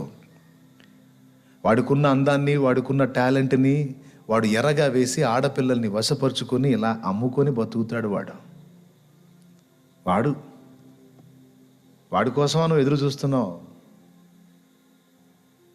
మాకు చాలామంది నమ్మాళ్లే, కానీ ఇప్పుడు నువ్వు అందులో ఒక సభ్యురాలు అయ్యావు. మరి ఇప్పుడు వ్యభిచారం చేస్తావా, లేకపోతే చిత్రవద అనుభవిస్తావా? ఆఖరికి తన ప్రాణం తను తీసుకోవడానికి కూడా అవకాశం ఎవరో చిత్రవద చేసి కాపలా ఉండి మరి ఆమె చేత వ్యభిచారం చేయించి వ్యభిచార పాపంలోకి దించి ఆ జీవితాన్ని బలి చేస్తారండి. వాళ్ళకి తెలుసండి యోసేపు ఒక బానిసలాగా అమ్మబడ్డప్పుడు ఎలాంటి ఫీలింగ్ ఉంటుందో. అలా అమ్మబడ్డాడు. ఏంటి నేను బ్రతికిన బ్రతికేంటి, నన్ను సంతలో నిలబెట్టి ఇలా అమ్మకం ఏంటి నా జీవితం అని తను వేదన పడ్డాడు. 4, నంబర్ 1 సహోదరుల ద్వేషం, నంబర్ 2 గుంటలో త్రోయబడుట, నంబర్ 3 సంతలో పశువు వలె అమ్మబడుట, 2 పర్యాయాలు. నంబర్ 4 తండ్రి నుండి వేరగుట. అన్ని వేదనల కంటే పెద్ద వేదన ఏంటో తెలుసా? నాన్న దూరం అయ్యాడు. తనెంతో ప్రేమించి తనకు ప్రాణప్రదమైన కన్న తండ్రి దూరం అయిపోయాడు. ఇది అన్ని బాధల కంటే పెద్ద బాధ అయిపోయింది యోసేపుకి. నాకు తెలిసి చాలా ఏడ్చుకొని ఉంటాడండి. ఎందుకంటే యాకోబు యోసేపు మీద చూపిన ప్రేమ సామాన్యమైంది కాదు కదా, అమితమైన ప్రేమ చూపాడు. అంత మంచి తండ్రి ఇక ఎప్పటికీ నాకు కనబడడు, ఇక నేను నా శాశ్వతంగా దూరం అయిపోయాం, ఇక నా జీవితం ఏమైపోయిద్దో, నేను లేనని తెలిసిన నా తండ్రి ఏమైపోతాడో అని నానా నానా నానా నానని ఎంత అరణ్య రోదన చేసుకున్నాడో, ఎన్ని నిద్రలేని రాత్రులు గడిపాడో, ఎన్ని రాత్రుళ్ళు కుమిలి కుమిలి కుమిలి కుమిలి ఏడ్చాడో యోసేపు కదా. ఊహించవచ్చు మనం, అంత ప్రియమైన తండ్రి నుండి అయిపోయింది. అది అన్ని వేదనల కంటే పెద్ద వేదన. కానీ చేసేదేముంది, చిన్నవాడు, ఆ పరిస్థితి వచ్చింది. ఇక అక్కడి నుంచి తప్పించుకొని ఎటో వెళ్ళి ఎక్కడో చేరలేడు. అయినా బానిసగా అమ్మినప్పుడు నమ్మకంగా పనిచేయాలి తప్ప కొనుక్కున్న వాడిని నయవంచన చేసి వెళ్ళకూడదు. అది అతని నిజాయితీ. నన్ను కొన్నాడు కదా, కొన్నవానికి నేను నమ్మకంగా ఉండాలి. వాళ్ళంటే సొంత వాళ్ళు అమ్మారు, పాపం వీళ్ళు సొమ్మిచ్చి కొన్నారు కదా నన్ను, ఇష్మాయిలీలు. అందుకని వాళ్ళ దగ్గర నుండి తప్పించుకొని పోలేదు. అక్కడి నుంచి పోతీఫెరో కొనుక్కొని వెళితే అక్కడి నుంచి తప్పించుకొని పోలేదు. 17 ఏళ్ల యవనస్తుడు వెళ్ళిపోవచ్చు, వెళ్ళాలనుకుంటే ఎట్లయినా వెళ్ళడు. వాళ్ళంటే వంచనతో అమ్మారనుకో, వీళ్ళు నిజాయితీగా డబ్బిచ్చి కొన్నారు కదా, వాళ్ళకి న్యాయం చేయాలి అని బానిసగా వాళ్ళ దగ్గర పనిచేయటానికి కుదిరి వాళ్ళు ఏది చెబితే అది అహంకారం చూపుకుంటూ దీనుడై సేవ చేశాడు, నమ్మకంగా చేశాడు. ఈ వేదన అతని లైఫ్లో కొనసాగుతూనే ఉంది. ఏమన్నా తప్పులు చూపిస్తారా యోసేపు జీవితంలో? మంచోడు కదండి, చెడిపోయినోడు బాధలు పడ్డాడంటే, తప్పుడు పనులు చేసినోడు అగచాట్లు పడ్డాడంటే అది వేరే సంగతి అండి. చేసిన కర్మలు మోసాడనే మనం లాజిక్ చెప్పుకోవచ్చు. అరే మంచోడండి పాపం, ఎదుటివాడికి అన్యాయం చేసినోడు కాదు, అవతల వాళ్ళ మేలే కోరాడు కానీ కీడు కోరలేదు. అంత మంచోడు, ఇన్ని బాధలు. 4 5వది ఏంటి? నిందల పాలయ్యాడు. ఎంత ఆరడి పరిచి ఉంటారో కదా. యజమానురాలు అతన్ని బలవంతం పెట్టినప్పుడు ఆయన లోబడనందుకు వీడు నా చెయ్యి పట్టుకున్నాడు అని నలుగురిలో ఆమె అవమానపరిచినప్పుడు, చూసిన వాళ్ళు తన తోడి వాళ్ళు అతన్ని కొట్టి తిట్టి ఈడ్చి బయట వేసినప్పుడు అది ఇంకా చెప్పలేము అసలు. ఎందుకంటే వాస్తవంగా అది ఎరగడు పాపం ఆయన. కానీ ఎరగని నింద, చెయ్యని కార్యం ఒకటి వచ్చి నెత్తినబడింది. చెయ్యని పాపం నెత్తినబడి అందరూ తల ఒక మాట నిలబెట్టి అంటా ఉంటే కనీసం నోరు తెరిచి తన పక్షాన తను వాదించుకున్నట్టు కూడా లేదు. అయ్యా నేను ఎరగను, మీరు నన్ను అర్థం చేసుకోవట్లేదు, ఆమె నాకు తల్లి లాంటి దాన్ని నేను ఎలా ఆశిస్తాను, అసలు అలా ఎలా అనుకున్నారు మీరు, నేను అలాంటి వాడిని కాదు అని చెప్పుకోవటానికి కూడా ట్రై చేయలే. మౌనంగా అప్పచెప్పి ఊరుకున్నాడు వాళ్ళు. ఎందుకంటే ఆడమనిషే చెబుతుంది కదా, ఇతను నన్ను బలాత్కారం చేశాడని. ఇక నా మాట ఎవడు నమ్ముతాడో? అవతలి వ్యక్తే ఆ మాట చెప్పినప్పుడు ఇక నన్నెవరు నమ్ముతారు? నేను వాదించి వేస్టే, మాట్లాడి వేస్టే అని మౌనం అయిపోయాడు. మీరు చెప్పండి, మీకు తెలిసిన వాడు ఎవడైనా అలా చేశాడని ఒక స్త్రీ మీ ముందు చెబితే మీరు ఆగుతారా? వాడిని కొట్టకుండా ఆగుతారా? ఒక దెబ్బ వేయకుండా ఆగుతారా? బలహీనుడైనా కూడా పోయి ఒక దెబ్బ కొడతాడు, సిగ్గు లేదురా? అన్నం పెట్టిన చేతిని పట్టుకుంటావు దుర్మార్గుడా, బుద్ధి లేదా? బతుకుతున్నావు కదరా, వాళ్ళు పెట్టే ముద్ద తిని బతుకుతున్నావు కదరా, ఇంత కక్కుర్తి బుద్ధి ఏంట్రా నీకు? ఇంత నీచంగా ప్రవర్తించావేంట్రా? అనరా, మాట అనరా, దెబ్బ కొట్టరా? ఏం జరిగి ఉండవా యోసేపుకి? జరిగినాయి. నిందల పాలయ్యాడు. ఏమి ఇది కానప్పుడు ఎవడు మాట్లాడు కానండి, కొద్దిగా ఎవరన్నా ఒకళ్ళు అతను ఇది అంటే అప్పుడు బయటపడతారు అందరూ. నాకు ఫస్ట్ నుంచి తెలుసు వీడి తేడా అని. వాడి చూపు చూడు ఎట్లా ఉందో, వాడు చూపే తేడా, వాడి ప్రవర్తనే తేడా, వాడు అసలు ఫస్ట్ నుంచి నాకు డౌట్ఫుల్గానే ఉన్నాడు, ఫస్ట్ నుంచి అనుమానంగానే ఉన్నాడు అని ఇక మాట్లాడటం మొదలుపెట్టేస్తారు. బాబా అన్నీ వింటానే ఉన్నాడు, చెప్పలేడు. చుట్టూ తలా ఓ పక్కన మాట్లాడుతూ ఉంటే అన్నీ వింటానే ఉన్నాడు. ఏం చెప్పాలి? వేదన. ఒరే నేను ఎరగనురా బాబు, అమ్మా నన్ను అలా అనుకోకండి అమ్మా, నేను ఎరగనమ్మా అని చెబితే నమ్ముతారా? మౌనంగా ఉన్నాడు. వేదన. 5 6వది, ఇనుప సంకెళ్ళ చేత బంధించబడి చెరసాలలో వేయబడ్డాడు. నేరం ఏం చేయలేదు, కానీ సంకెళ్ళు వచ్చినాయి చేతులకి. చెడిపోయినోడా, మంచోడా, దేవుణ్ణి ద్వేషించినోడా, ప్రేమించినోడా, తండ్రికి విధేయుడైన కొడుక, అవిధేయుడైన కొడుక? మరి అవిధేయులు ఎలా ఉన్నారు? విధేయుడిని నమ్ముకొని ఆ సొమ్ముతో కులుగుతున్నారు. ఓ చిన్న అబద్ధంతో తండ్రిని బురిడి కొట్టించి ముసలోడిని భలే మోసం చేశాంరా అని ఆనందపడుతున్నారు. తప్పు చేసిన వాళ్ళేమో ఆనందదాయకంగా జీవిస్తుంటే పాపం ఏ తప్పు లేకుండా నిజాయితీగా ఉన్నోడేమో నింద పాలైపోయాడు, సంకెళ్ళ పాలైపోయాడు. ఊహించండి, కోపం రావట్లేదా దేవుడి మీద? ఇదేమి న్యాయం? ఇదెక్కడే ధర్మం? ఏదన్నా అలాంటివి వస్తే ఆ దుర్మార్గులకు రావాలి, చెడిపోయిన వాళ్ళకి రావాలి. మంచోళ్ళకేంటి? నీతి నిజాయితీ అని బతికే వాళ్ళకేంటి ఈ పరిస్థితుల్లో? ఎందుకు ఈ బాధలు? చాలాసార్లు మనకు అనుకుంటాం ఈ మాటలో, మంచిగా బతికే వాడికి లేదన్నయ్య, నీతి న్యాయం లేదు అని అంత అవినీతి మార్గంలో వెళ్ళేవాడికి రోజులో మంచిగా బతికేవాడికి లేదన్నయ్య అని కొంతమంది అన్నంగా కూడా నేను విన్నాను. Praise the lord. హల్లెలూయా చెప్తారు గట్టిగా, హల్లెలూయా. చెరసాలలో వేదన పడ్డాడు. ఇక వాళ్ళు ఏది జీవితం అది చేయాలి. బానిస కన్నా కొంచెం స్వేచ్ఛ ఉంటుంది. చెరసాల్లో బానిస అన్న కాస్త బయట తిరిగే ఛాన్స్ ఉంటుంది. చెరసాల్లో ఉన్నోటికి అంతా లోపలే. అధికారి వచ్చినప్పుడు అలా కొట్టొచ్చు, తిట్టొచ్చు, ఏమైనా చేయొచ్చు, ఏమైనా జరగవచ్చు. టయానికి ఫుడ్ పెట్టవచ్చు, లేకపోతే పెట్టకపోవచ్చు. మంచి ఆహారం ఇవ్వచ్చు, చెడ్డ ఆహారం ఇవ్వచ్చు, చెప్పలేము. మన నేరస్తులకి మంచిగా చికెన్ బిర్యానీలు పెడతారా? ఏదో ఉన్నది తినాలా, ఏంటంటే పగిలిపోద్ది. చెరసాలలో వేదన పడ్డాడు. 7వది, నమ్మకంగా సాయం చేస్తామని నమ్మించి పక్కకెళ్ళి మర్చిపోయిన వాళ్ళ వల్ల వేదన పడ్డాడు. నా కల వచ్చిందని ఇద్దరు చెప్పారు, భక్ష్యకారుల అధిపతి, పానదాయకుల అధిపతి. సరే, ఈ ఉన్న సంగతి చెబుదాం, ఒకడన్నా నా పట్ల మేలు చేసే అవకాశం ఉందని ఆశించి, అయ్యా ఆ ఒక్కడికి చెప్పుకున్నాడు, చెయ్యని నేరానికి నేను ఇలాగా బందీనయ్యాను, నువ్వు బయటికి వెళ్ళి మళ్ళా ఫరో గారికి నువ్వు పానీయం అప్పగిస్తావు, మళ్ళా పాత్రను అందిస్తావు.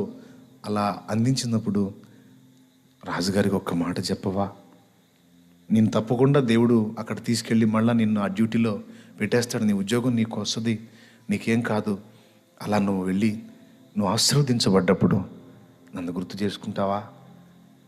ఒక్కసారి రాజుకు ఒక్క మాట చెప్పు, ఈ చెరసాల జీవితం కొంచెం దుర్భరంగా ఉంది, కొంచెం నీకు ఏదైనా అవకాశం ఉంటే చెప్పు అంటే, భలేవాడిరే, అస్సలు నేను బయటికి వెళ్ళగానే ఫస్ట్ చేసే పని అంటే తెలుసా, నువ్వు చెప్పిన ప్రకారం నాకు జరిగితే, నేను డ్యూటీలోకి వెళితే ఆ మొదటి రోజే నేను నీ గురించి రాజుతో మాట్లాడతాను, నిన్ను బయటికి తీపిస్తాను యోసేపు, అస్సలు మాట తప్పనుగా అంటే పాపం ఆశపడ్డాడు. 1 రోజు అయింది, 2 రోజులైంది, 3 రోజులైంది, 4 రోజులైంది, 5 రోజులైంది, ఏ సమాచారం రాలా. ఎవరైనా సైనికులు చక వస్తే నా కోసమే వస్తున్నారేమో, నన్ను బయటికి తీసుకెళ్ళడానికే వస్తున్నారేమో అని పాపం పరితపించాడు. రోజులు అయిపోయి, వారాలు అయిపోయింది, నెలలు అయిపోయింది, ఆశ పోయింది, సంవత్సరం అయిపోయింది. అయ్యో, ఇతను కూడా నన్ను మోసం చేశాడే. 2 years 2 సంవత్సరాలు నిరీక్షణ. చివరికి ఎన్నోది ఇది? 7వది.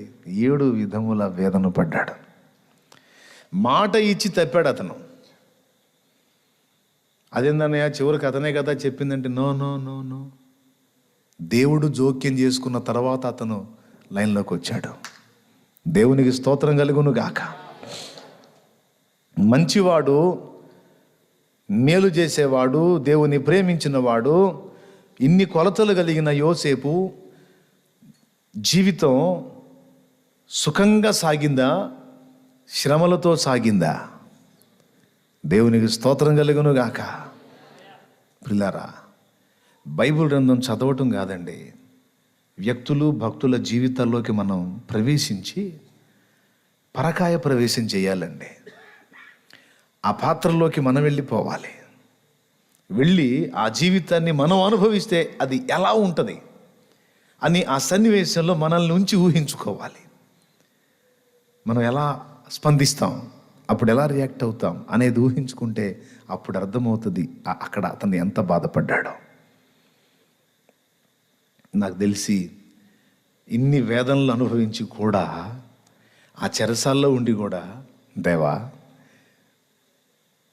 ఈ నమ్ముకున్నోడు కూడా నన్ను మోసం చేశాడయ్యా, మాట ఇచ్చి నమ్మించి బయటికి వెళ్ళగానే నీ గురించి చెప్పి బయటికి తీపిస్తాను అన్నోడు కూడా 2 ఏళ్ళు అయిపోయింది, ఇక పంపుతాడు, ఇక ఏదో నాకు జవాబు వస్తాను ఆశ కూడా నాకు లేదు, ఏదైనా నువ్వు జోక్యం చేసుకోకపోతే ఈ వేదనల్లోనే నేను నా ప్రాణం పోయేటట్టుందయ్యా, ఈ జీవితంలోనే నేను కన్నుమూసేటట్టున్నాను అని ఇన్ని వేదనల్లో యోసేపు బతికుంటానే కారణం ఏంటో తెలుసా? ఒక్క కారణం, దేవుడు. ఈ వేదనలు అన్నింటిలో కూడా యోసేపు బతికుంటానికి కారణం దేవుడే. ఆ వేదన కలిగినప్పుడల్లా దేవునికి దగ్గర వెళ్ళేవాడు. దేవుడు తన కౌగిల్లో యోసేపును ఓదార్చేవాడు. ఆ ఆదరణే దొరక్కపోతే, ఆ విధంగా సేద తీరకపోతే యోసేపు అయిపోతుండే. తండ్రి ఎడబాటే ముందు అసలు అతనికి వల్ల పడదు. అక్కడే అతను దెబ్బతినేవాడు. ఏ జ్వర పీడితుడయ్యో, ఏ రోగ పీడితుడయ్యో చచ్చిపోయి ఉండేవాడు. కానీ ఈ వేదనలు అన్నిటిలో యోసేపు బతికుండానికి కారణం తను సేవించిన దేవుడు ఎంత నమ్మకస్తుడో యోసేపుకు తెలుసు. తను ప్రేమించి ఆరాధించిన దేవుడు ఎంత నిజాయితీపరుడో యోసేపుకు తెలుసు. అందుకే అన్నీ చూస్తున్నాడు కదా, ఆయనే న్యాయం తీరుస్తాడులే. ఈరోజు నేను దుఃఖపడుతున్నాను, ఇది నాకు పర్మనెంట్గా ఉండనీయడులే. దేవుడు నన్ను కాపాడుతాడు, ఆయన నన్ను విడిపిస్తాడు. ఇక మరో ఆప్షన్ ఏముంది మరి, మరో అవకాశం ఏముంది మరి? అది అవునన్నా కాదన్నా ఇక ఉన్న దిక్కు ఆయనే, ఉన్న ఆదరణ ఆయనే. ఇంకొక ఆప్షన్ ఉంటే ఆప్షన్లోకి వెళ్ళిపోతాడని కాదు. ఇక లేదు మరి, ఇక ఎవరు ఓదారుస్తారు? ఎవరు ఆదరిస్తారు? ఉన్నారా ఎవరన్నా? ఎవరు ఆదరించరు, ఎవరు పట్టించుకోరు. అందుకే దేవునితో అంటు కట్టబడ్డాడు. తన ప్రపంచం దేవుని ప్రపంచంతో అనుసంధానం చేసుకున్నాడు. మనుషులు ఎవ్వరూ పట్టించుకోకపోయినా, అందరూ నన్ను విడిచిపోయినా ఆయన ఒక్కడుంటే చాలు.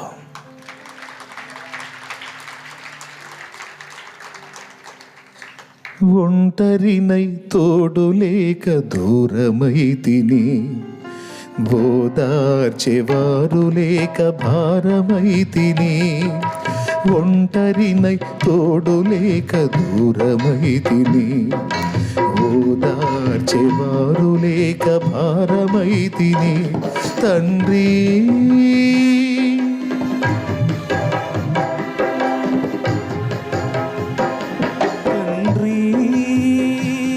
నీ తోడు లేక మోడునై తిని. తండ్రి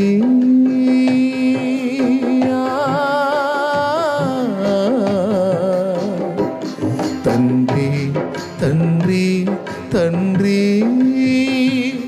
నీ తోడు లేక మోడునై తిని. నీ తోడు దొరికాక చిగురించి తిని, నీ తోడు దొరికాక చిగురించి తిని. నీవుగాక నాకు లేరయ్యా, నీవుగాక ఎవరు నాకు లేరయ్యా. నీవే నీవే నా ప్రాణము, నీవే నీవే నా సర్వము. నా ప్రాణ ప్రియుడా నా యేసయ్యా, నన్ను గన్న తండ్రి నా యేసయ్యా. నా ప్రాణ ప్రియుడా నా యేసయ్యా, నన్ను గన్న తండ్రి నా యేసయ్యా. ప్రభువుకి స్తోత్రం చెప్దామా? గట్టిగా చెప్దామా? అయిపోయిందండి. సంపూర్ణంగా ఆ వేదనలు అనుభవించాడు. నాకు తెలిసి ఇలానే బాధపడి ఉంటాడు. తన దాసుని ప్రేమను కంప్లీట్గా దేవుడు చూశాడు. యోసేపు, కోపం రావట్లేదా నాయనా నా మీద? నీకు చిరాకేయట్లేదా? అసహ్యం పుట్టట్లేదా నా మీద నీకు? అలగవేమి నా మీద, నువ్వు అసహించుకోవేమి, నన్ను నిందించవేమి? విమర్శించవేమి? ఏం చేసావయ్యా అని అడగవేమి? యోసేపు, నా మీద నీకు కోపం లేదా? అమ్మో, ఎంత మాట తండ్రి! బతకగలనా? ఏం పర్లేదు తండ్రి, ఇంకా ఇన్నైనా పర్వాలేదు. నిన్నని నేను ఎలా ఉండగలను? నేను ఎలా అనగలను? నాకు తెలుసు నాయనా, నువ్వు అనవు నాయనా, నువ్వు అనవు. నేనంటే నీకు ఇష్టం, నేనంటే నీకు పిచ్చి. యోసేపు, నా కుమారుడా, నువ్వు అనవు. అయిపోయింది. 7 విధాలు అనుభవించావు, ఇక చాలు. ఇంకా నిన్ను పరీక్షించలే, ఇంకా నిన్ను పరిశోధించనులే. ఇక నీకు విడుదల. ఇదిగో నేను నిన్ను ఆశీర్వదిస్తున్నాను. దేవునికి స్తోత్రం. హల్లెలూయా. నీ ప్రేమ నన్ను ఎంతో ఆకర్షించింది నాయన. ఒక్క మాట కూడా నన్ను సనగక గొనగక నా కోసమే కనిపెట్టుకున్నా. నన్ను ఎట్లా స్తుతించాలనిపిస్తుంది నీకు? నువ్వు అనుకున్న మేలులు నేను చేయలేదు కదా. నన్ను గురించి ఎలా పాడుతున్నావు నువ్వు? మోకాళ్ళు నన్ను ఎలా స్తుతించగలుగుతున్నావు నువ్వు? ఎలా నా గురించి ఇతరులకు చెప్పగలుగుతున్నావు నువ్వు? ఎలా నన్ను మహిమపరచాలనిపిస్తుంది నీకు? తిట్టాలి కదా, నువ్వు అసహించుకోవాలి కదా. అయ్యో, అవేవి కనపడవు ఏంటి నీ దగ్గర? కనపడవు. నువ్వు అందరిలాంటోడివి కాదు నాన్న. నువ్వు నా ముద్దు బిడ్డవి. నేనేందో నీకు తెలుసు, నువ్వేందో నాకు తెలుసు. హల్లెలూయా, హల్లెలూయా, హల్లెలూయా. యోసేపు, ఏమిటి తండ్రి, బయటికి తీస్తానని పోయినోడు అంతు లేకుండా పోయాడు. ఏమిటి తండ్రి నా పరిస్థితి అంటే, నువ్వు అలా ఉండు అని శుభ్రంగా తిని నిద్రపోతున్న ఫరోతో మాట్లాడుతున్నాడు. అక్కడ దర్శనం చూపిస్తున్నాడు. ఉలిక్కిపడి లేచి కూర్చున్నాడు ఫరో. ఏంటి దర్శనం అని మళ్ళా వండుకున్నాడు. చూడండి, చిన్నవాడితో కాదు, మధ్యస్థ స్థితిలో వాడితో కాదు, కొద్ది అధికారితో కాదు, అసలు రాజుతోనే మాట్లాడుతున్నాడు. రాయ్, లేరా నిద్ర, చూడరా నేను చూపిస్తున్నాను ఏం జరగబోతుందో. పిలవరా నా యోసేపును బయటికి. హల్లెలూయా, హల్లెలూయా. పిలవరా నా యోసేపుని బయటికి. ఇక దిక్కు లేదురా నా యోసేపు చెప్పకపోతే నీ దర్శన భావం. పిలో. 2 సార్లు 2 రకాలుగా వచ్చింది. వీడికి పిచ్చెక్కుతుంది. ఎవరికి? ఫరోకి, రాజుకి దర్శనం కనపడుతుంది. ఏంటి దర్శనం? దాని భావం ఏంటి? అక్కడ ఉన్నటువంటి అన్ని విధాల వాళ్ళని పిలిచాడు. మాసచర్య చెప్పేవాళ్ళని, నక్షత్ర సూచకుల్ని, మాంత్రికుల్ని, జ్యోతిష్యకుల్ని, అందరిని వాళ్ళని వీళ్ళని పిలిచి అందరిని అడిగితే ఎక్కడ ఆన్సర్ రాలా. ఏం చేయాలా అని దాని గురించి మదన పడతా ఉంటే అప్పుడు గుర్తు చేశాడు. ఈ పానదాయకుల అధిపతికి మెరిసింది. రాజు విచారంగా కూర్చుంటే పానదాయకుల అధిపతి దగ్గరికి వెళ్ళి, రాజా, ఇందును గూర్చి మీరు విచారించనవసరమో లేదో నాకు తెలిసిన ఒక వ్యక్తి ఉన్నాడు. పాపం అతను ప్రస్తుతం జైల్లో ఉన్నాడు. నేనే బుద్ధి తక్కువని మర్చిపోయాను. ఇప్పుడు గుర్తొచ్చింది నాకు. అతని పేరు యోసేపు. అతను చెరసాలలో ఖైదీగా ఉన్నాడు. మీరు నన్ను, భక్షకారుల అధిపతిని బంధించి చెరసాలలో అనుమానం మీద వేయించినప్పుడు నాకు, భక్షకారుల అధిపతికి ఒక దర్శనం కలిగింది. దాని గురించి మేము అతనికి చెప్పినప్పుడు అతను దాని అర్థం చెప్పాడు. అలాగునే అచ్చం జరిగింది. అతనికి చెప్పాడు, 3 దినముల్లో నీ తల కొట్టేయటం జరుగుతుందని.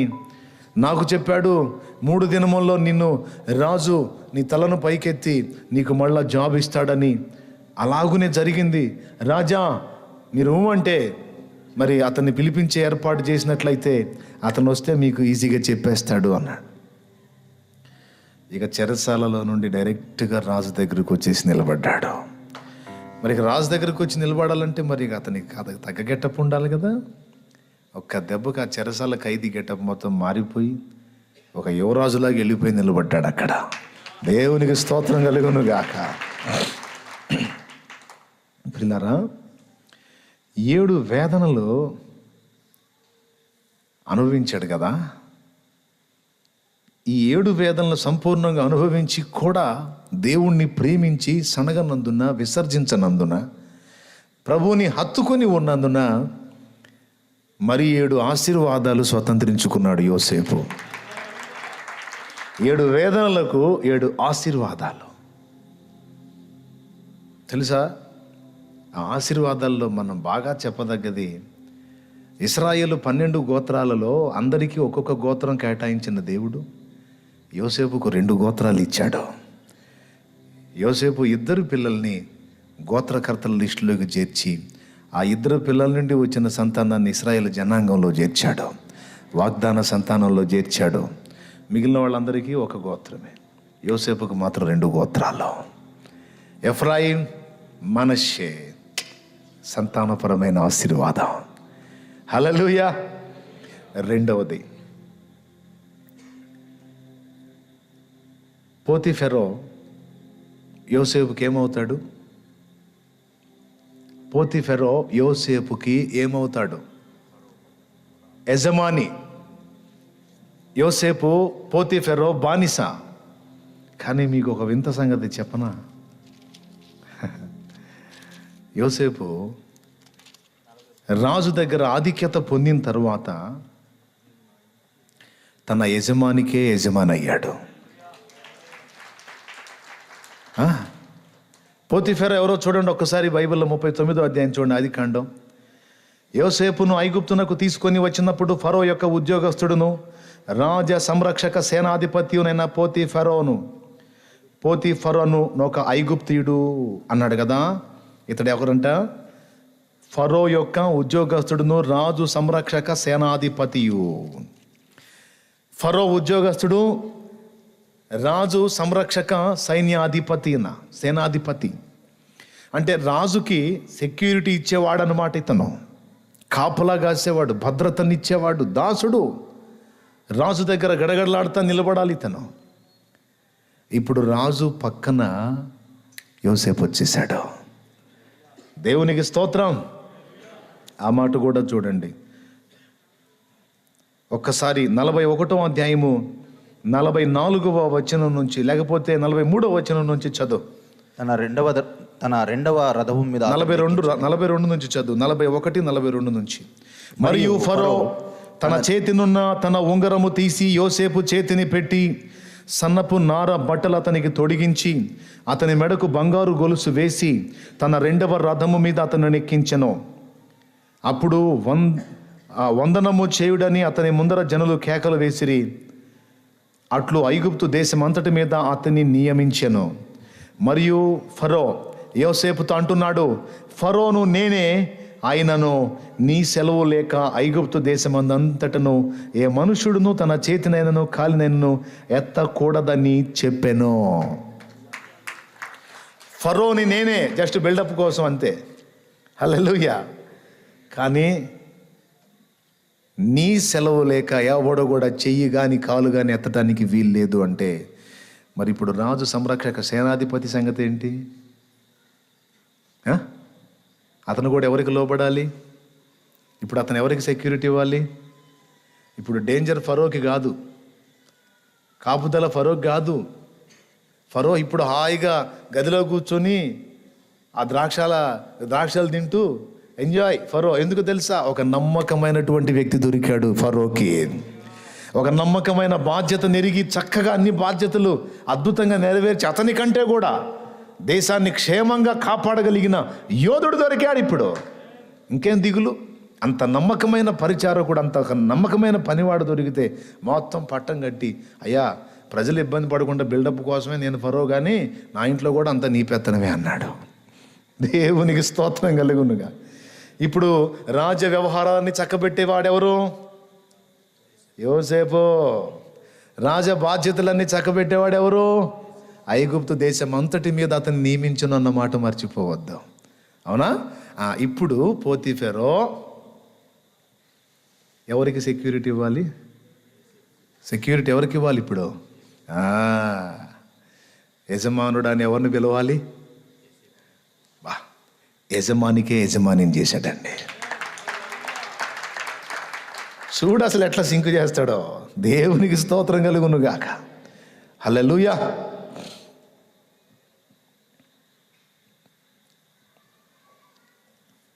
అమ్ముకున్న వాళ్ళని, అవమానపరిచిన వాళ్ళని తీసుకొచ్చి అతని కాళ్ళ ముందు పడవేసి వాళ్ళ ఎదుట అతన్ని శాశ్వతంగా గొప్ప చేశాడు. కొద్ది రోజులు కాదు, యోసేపు ఉన్నంత కాలం మళ్ళీ ఎవడి ముందు కాలు మొక్కలేదు, ఎవడి ముందు తల వంచలేదు, తల ఎత్తుకొని బతికాడు. మూడవ ఆశీర్వాదం. మొదటిది ఇశ్రాయేలు గోత్రాల్లో రెండు పేర్లకు తన ఇద్దరు బిడ్డలకి స్థానం లభించింది. రెండవది యజమానునికే యజమానుడయ్యాడు. మూడవది ద్వేషించినటువంటి వారిని, అమ్ముకున్న వారిని తెచ్చి కాళ్ళ ముందు పడేసి వాళ్ళ ఎదుట యోసేపును ఘనపరిచి, అది కూడా కొద్ది రోజులు కాదు, యోసేపు ఉన్నంత వరకు యోసేపుని తల ఎత్తి ఉంచాడు. అవునా? ఇప్పుడు పోతీఫెరో భార్య కూడా ఏమనుకొని ఉంటుంది? దేవునికి స్తోత్రం కలుగును గాక.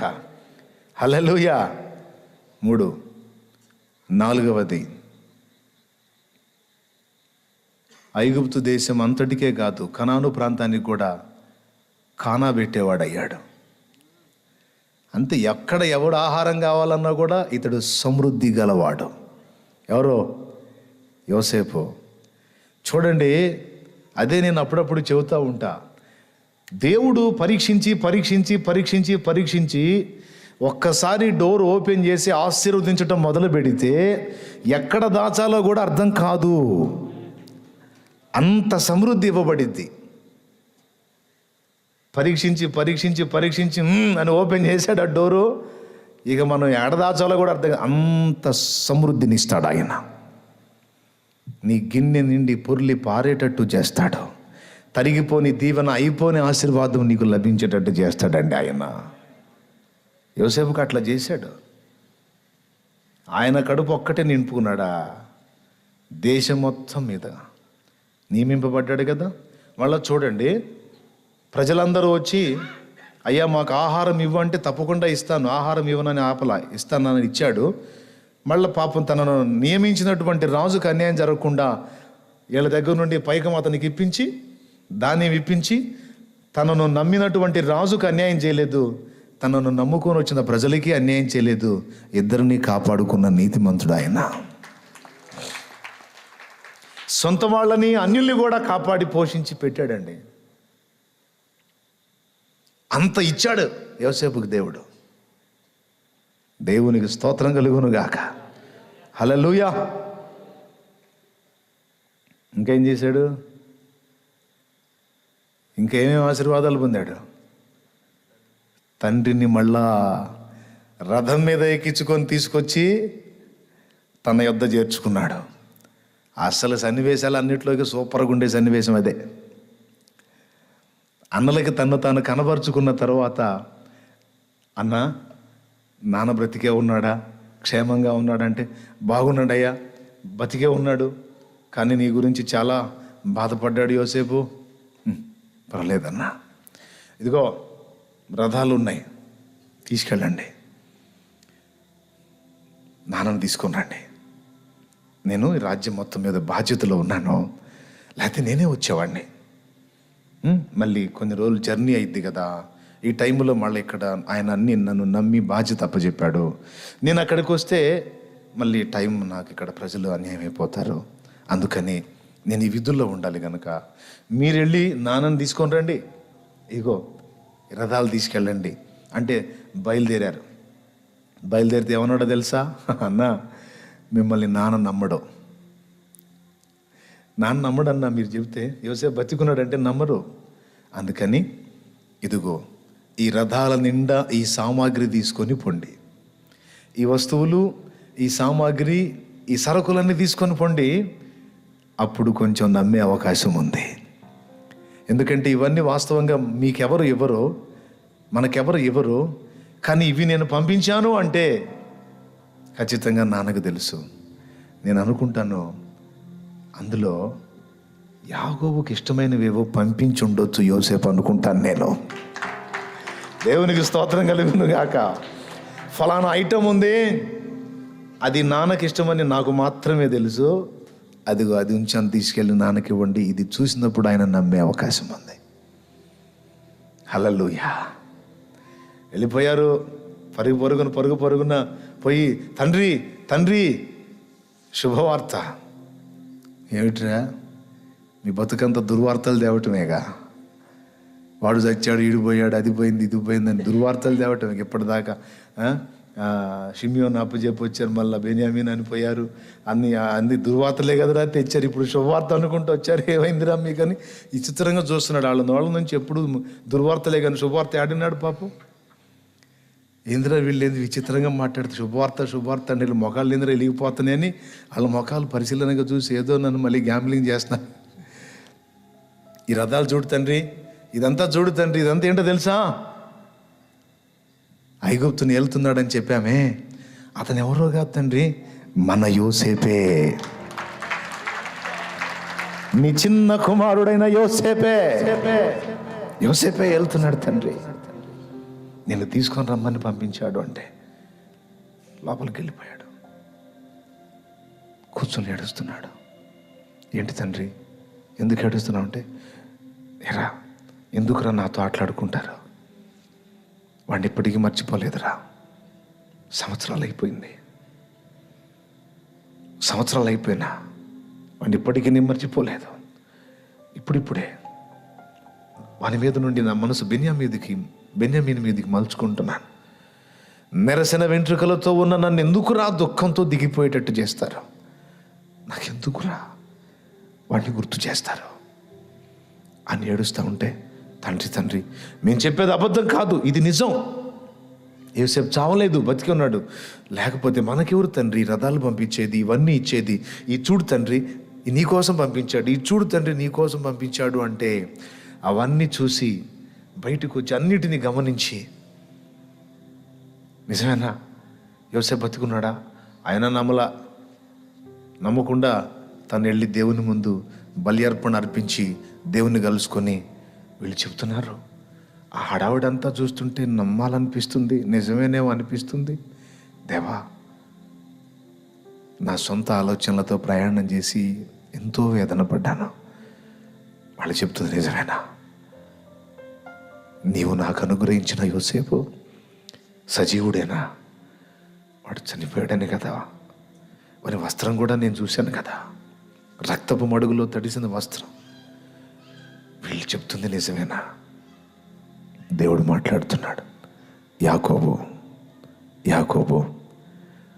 ఐగుప్తుకు వెళ్ళు, సందేహింపక వెళ్ళు, నేను నీతో కూడా వస్తాను. నీ కుమారుడైన యోసేపు నీ కన్నుల మీద చేతులు ఉంచుతాడు. నేను నిన్ను వదిలిపెట్టలేదు యాకోబు, నీకు తోడై ఉన్నాను. హల్లెలూయా. వెళ్ళిపోయాడు. ఇక బయలుదేరి వెళ్ళిపోతే కొడుకు యోసేపే. తండ్రి మర్చిపోతాడా? అన్నలు గుర్తుపట్టలేదు. యోసేపు నల్లంత దూరంలోనే చూసి, యోసేపు తండ్రిని చూసి, తండ్రి యోసేపు చూసి పరిగెత్తుకుంటూ వచ్చి తండ్రి కౌగిలించుకొని యోసేపు మెడ మీద పడి ముద్దులు పెట్టుకొని, నా కుమారుడా, నా దేవుడు ఎంత గొప్పవాడురా, ఇశ్రాయేలు దేవా, నీవు స్తోత్రార్హుడవు, నమ్మకమైన వాడవు. నా చరిత్రలో నా బిడ్డని చూస్తాను అనుకోలేదు, నా యోసేపు నా కళ్ళకు చూపించావా. యాకోబు గుండె ఎంత కృతజ్ఞత చెప్పుంటుందో కదా దేవునికి, యోసేపు హృదయం ఎంత మహిమపరిచి ఉంటుందో కదా దేవుణ్ణి కదా. ఎంతసేపు ఏడుచుకొని ఉంటారో,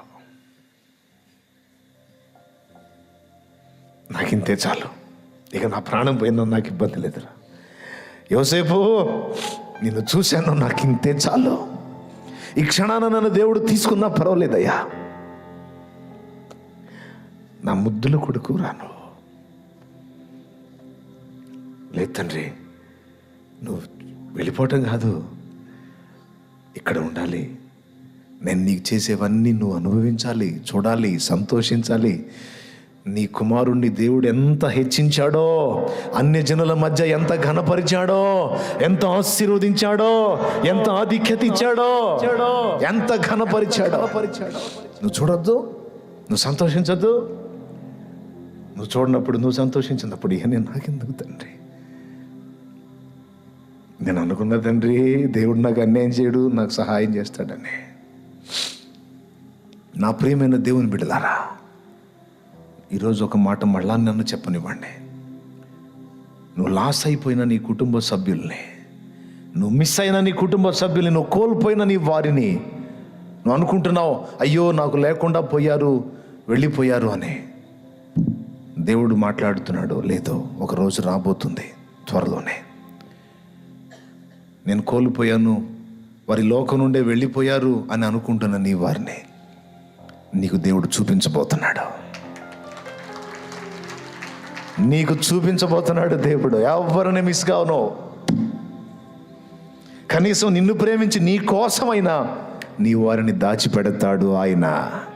ఎందుకంటే వారిని నువ్వు ఇష్టపడతావు కదా, నీ ఆనందం కోసమైనా నువ్వు మిస్ అయిన వాళ్ళని నీ కోసం దాచిపెడతాడు, నీకు అప్పగిస్తాడు. ఏడ్చావుగా, ఎందుకు ఇలా చేసావు, అందుకు అలా చేసావు, ఎందుకు ఇలా చేసావు అని సణిగి గొండికి నన్ను అన్నావుగా. ఎక్కడికి వెళ్ళారు? యాకోబుకి యోసేపునిచ్చిన దేవుడను నీకు నీ వారిని ఇవ్వలేనా? నన్ను దాటిపోయేవారెవరు, నన్ను కానకుండా పోయేవారెవరు ఎక్కడికి పోతారు? అందరూ నా దగ్గరే ఉన్నారు, వాళ్ళందరినీ నీకు చూపిస్తాను అంటున్నాడు దేవుడు. నువ్వు మిస్ అయ్యాను అనుకున్న నీ వారిని, నీ తల్లిని, నీ తండ్రిని, నీ తోబుట్టువులనే, నీ సంతానాన్ని నీకు చూపిస్తాడు ఆయన. నిజం నిజం నిజం. మనసారా స్తుతించు దేవుడిని. హల్లెలూయా చెప్పు, చెప్పు, మనసారా చెప్పు హల్లెలూయా. నిజం, ఇది చూపిస్తాడు. ఇంకెంతో టైం లేదు, దగ్గరకు వచ్చింది, చాలా దగ్గరకు వచ్చింది. సంతోషిస్తావు నువ్వు. యాకోబు యోసేపులు సంతోషించినట్టు సంతోషిస్తారు మీరు. నీవు కోల్పోయిన నీ వారు కలుసుకొని త్వరలోనే ఉంది ఆ శుభవేళ. హల్లెలూయా. ఇంకా ఎన్నో ఆశీర్వాదాలు మీరే లెక్కేసుకోండి, మీరే లెక్కేసుకోండి. నేనైతే ముగిస్తాను. రాసుకోండి, ఇక మస్తు వస్తాయి. ఏమేం చేశాడండి? గోత్రాల్లో ఆధిక్యత పొందాడు, యజమానుడికే యజమానుడయ్యాడు, బానిసగా వచ్చినవాడు రాజుకే రాజయ్యాడు, బీదగా వచ్చినవాడు, ₹1 కూడా లేకుండా వచ్చినవాడు సమృద్ధి గలవాడయ్యాడు. అడుగుపెట్టిన చోటెల్లా ఆశీర్వాదమే అన్నట్టు. ఎక్కడైతే అవమానాలు పాలయ్యాడు అక్కడే హెచ్చింపబడ్డాడు. మిస్ అయిన తండ్రిని మళ్ళా స్వతంత్రించుకున్నాడు. ఆ తండ్రిని సుఖపెట్టే అవకాశం కూడా పొందాడు. ప్రతి బిడ్డకి ఒక ఆశ ఉంటుంది. నా కోసం నా తల్లిదండ్రులు ఎంతో కష్టపడ్డారు, నేను కష్టపడి వాళ్ళని సుఖపెట్టాలన్న ఆశ ఉంటుంది. ఆ ఆశ కూడా యోసేపుకు దేవుడు తీర్చాడు. హల్లెలూయా, హల్లెలూయా. యోసేపుకు చక్కని భార్యని ఇచ్చాడు, మంచి సంతానాన్ని ఇచ్చాడు, అన్నదాతం చేశాడు. నాకు తెలిసి యోసేపు పెట్టినంత ఆహారం ఎవరెవరికి పెట్టుండరు. Praise the lord. అంతేకాదు, దయగలిగిన వాడిని చేశాడు యోసేపుని. ఒక అద్భుతమైన వ్యక్తిత్వం యోసేపుకు వచ్చేటట్టు చేశాడు. దీనత్వం నేర్పాడు. దీవెనలన్నింటిలో గొప్ప దీవెన దీనత్వం, క్షమాగుణం, దయాగుణం, ప్రేమతత్వం, మమత మూర్తీభవించిన వ్యక్తిగా చేశాడు యోసేపుని. పిల్లారా, చివరిలో ఒక్క మాట చెప్పనివ్వండి. 7 రకాల వేదనలు అని నేను అన్నాను కదా. ఈ 7 రకాల వేదనలు యోసేపుని ఒక అద్భుతమైన శిల్పంగా చెక్కటానికి, ఒక అద్భుతమైన పాత్రగా మలచటానికి దేవుడు కల్పించిన 7 రకాల ఒత్తిళ్ళు, 7 రకాల ప్రెజర్స్, ఒత్తిళ్ళు, లేక 7 రకాల ఆయుధాలని చెప్దాం పోనీ, ఆ శిల్పాన్ని చెక్కడానికి ఇంతగా నలగగొట్టబడి చెక్కబడ్డాడు కనుకనే తన సహోదరులను సులువుగా క్షమించగలిగాడు. తనకు కీడు కల్పించిన పోతీఫెరో భార్యను యోసేపు ఏమీ చేయలేదు, ఆమెను క్షమించి వేయగలిగాడు. తననెంతో నమ్మి బాధ్యతను అప్పగించిన రాజుకి న్యాయం చేశాడు. తనకెంత ఆధిక్యత ఇచ్చినా దాన్ని అగపరుచుకోవడానికి ప్రయత్నం చేయాల. తన సహోదరుల మీద ఎన్నడూ అతిశయపడలా. ఏమన్నాడో తెలుసా? అన్నా, మీరేం చేయలేదన్నా, మీ మనసులో ఆ ఫీలింగ్ ఉంటుందేమో, తమ్ముడికి మేము ఇంత అన్యాయం చేసామని అనుకుంటారేమో. అలా ఏమనుకోవద్దన్నా, మీకు తెలిసి తెలియక అలా అనుకున్నారులే, కానీ మనందరి మేలు కోసమే దేవుడే ఇది ఏర్పాటు చేశాడన్నా. మీరు నాకేం చేయలేదు. ఒక రకంగా చెప్పాలంటే మీరు నాకు మేలే చేశారు. మీరు అట్లా ఉండకండి, అట్లా వేదన పడకండి, మీరు అలా దుఃఖంగా ఉండకండి, సంతోషంగా ఉండండి, హ్యాపీగా ఉందాం. మీరు నాకు మేలు చేశారన్నా, లేకపోతే నేను రానుగా ఇక్కడికి, ఇంత ధన్యత పొందను కదా. ఆ మాట అనగలిగాడంటే ఎట్లా చెక్కుంటాడు చూడండి దేవుడు. ప్రైజ్ ద లార్డ్, హల్లెలూయా. అదండి దేవుడు చేస్తున్న పని. వ్యక్తిత్వాలను చెక్కుతున్నాడండి మనలో. మట్టి పురుగుల్ని మహిమకు చెందిన వ్యక్తులుగా, మహిమకు అర్హులుగా, దేవుడు దేవుని సంతానం అన్న పేరుకు తగ్గట్టుగా మన వ్యక్తిత్వం రూపుదిద్దుకునేటట్టు చెక్కుతున్నాడండి దేవుడు మనల్ని, మన వ్యక్తిత్వాలని. మనల్ని దీనులుగా చేయటానికి, దయగుణం వచ్చేటట్టు చేయటానికి, ప్రేమ కలిగి క్షమాగుణం కలిగి ఉండే వాళ్ళంగా చేయటానికి, అన్నిటికంటే ముఖ్యంగా విశ్వాస వీరులను చేయటానికి దేవుడు మనల్ని ప్రెషర్ చేస్తున్నాడు. ఒత్తిడిలో పెడుతున్నాడు. ఎన్ని రకాల వేదనల్లో ఎవరు దిక్కు యోసేపుకి? దేవుడే. ఆయన యందు విశ్వాసం ఉంచి ఆయన వైపే మళ్ళుకొని అన్ని విషయాల్లో ఆయన మీద ఆధారపడటం నేర్చుకున్నాడు. ఫస్ట్ తండ్రి మీద ఆధారపడ్డాడు, తండ్రిని దూరం చేశాడు. సహోదరులు ఆదరిస్తారు అనుకున్నాడు, వాళ్ళు దూరమయ్యారు. ఇక ఎక్కడ ఆదరణ లేదు. పోతీఫెరో దగ్గరకు తీస్తే ఆయన ఆదుకుంటాడులే అని అటు డిపెండ్ అవ్వబోయాడు. అక్కడ రివర్స్ అయింది. ఆఖరికి పానదాయకుల అధిపతి మీద డిపెండ్ అయ్యాడు, అక్కడే రివర్స్ అయింది. ఎక్కడ పట్టినా ఫైనల్గా ఒకటి ఫిక్స్ అయిపోయాడు, నేను ఎవరి మీద ఆధారపడకూడదు, దేవుని మీదనే నేను ఆధారపడాలి. నేను ఎవరి మీద అనుకుంటే వాళ్ళు నన్ను కొట్టేస్తున్నారు, నేను ఎవరి మీద ఆధారపడితే వాళ్ళు నాకు దూరం అయిపోతున్నారు, నేను ఎవరి మీద అనుకుంటే వాళ్ళు నాకు ఎడమైపోతున్నారు. నేను ఎవరి మీద డిపెండ్ కాకూడదు. ఆయన నేనంతే.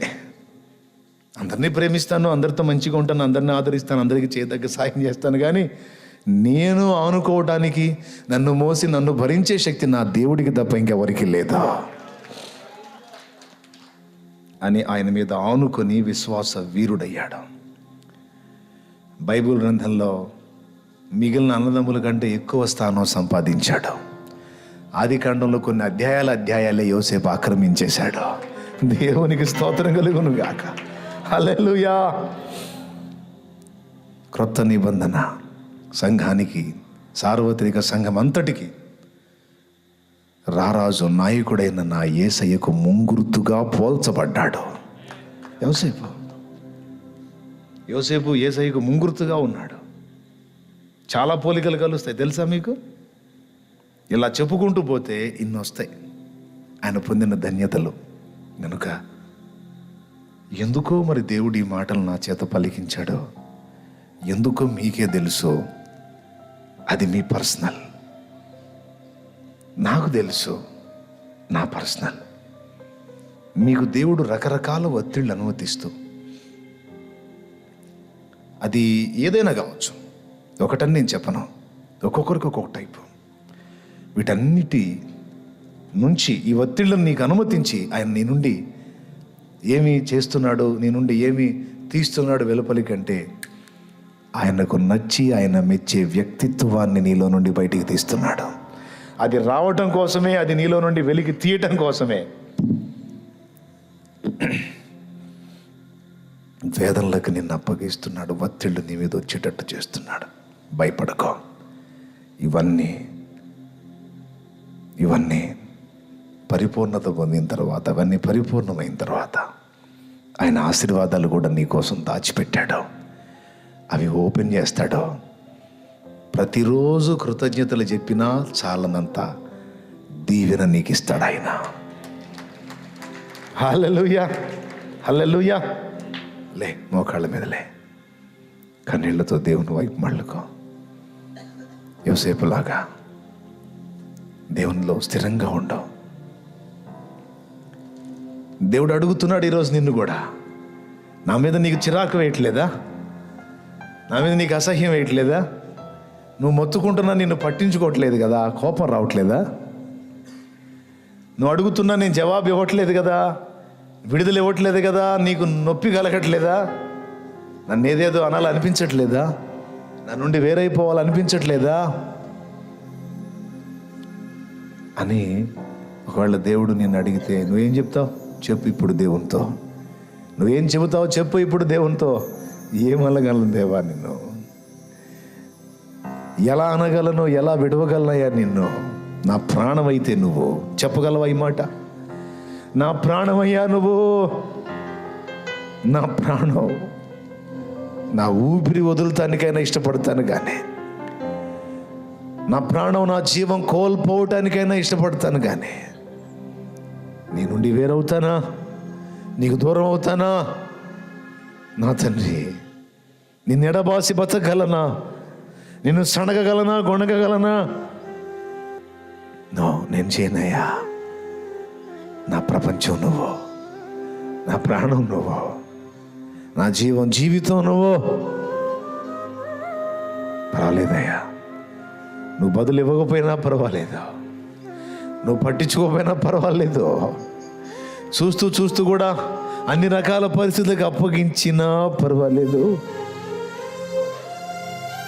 సహిస్తానయ్యా, మౌనంగా భరిస్తాను, కానీ నిన్ను స్తుతిస్తాను, నీకోసం నడుస్తాను,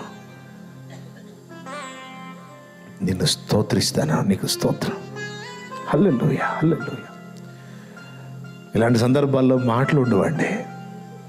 మూగగా రోధించడం తప్ప, కన్నీళ్లతో కన్నీటి భాషలో దేవునితో మాట్లాడడం తప్ప మాటలు ఉండవు.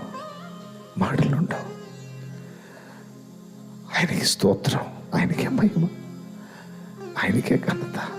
ఆయన నమ్మదగిన వాడు అంతే, ఆయన నిజాయితీపరుడు అంతే, ఆయన ప్రేమ గలవాడు అంతే, ఆయన ప్రేమిస్తున్నాడు అంతే. ఆయన అనకూడదు. ఆయన అనటానికి మనం అర్హులమా? ఆయన్ని ప్రశ్నించడానికి మనకు అర్హత ఉందా?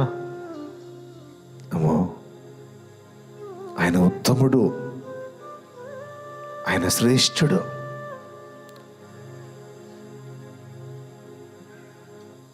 ఆయనకు స్తోత్రం. హల్లెలూయా. దేవుని వైపు చూద్దాం, దేవునికి మనసారా స్తుతి చెల్లించుతాం కన్నీళ్లతో. నీకే స్తుతి తండ్రి, నీకే స్తోత్రం తండ్రి, మీకే వందనాలు. నేనేందో నీకు తెలుసు, నువ్వేందో నాకు తెలుసు అయ్యా, నాకు తెలుసు. అన్నీ నా మహిమ కొరకే, అన్నీ నా మంచి కొరకే, అన్నీ నా మేలు కొరకే. నాకు తెలుసు. నీకు వందనాలు, వందనాలు, వందనాలు. స్తుతించడం తప్ప నేను ఇప్పుడు ఏమీ చేయను ప్రభువా. నిన్ను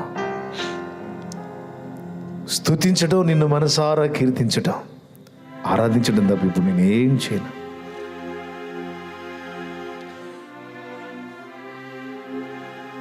క్షణమైన నీ నామం మరువకుంటిని, మరణమైన మధురముగా ఎంచుకుంటిని.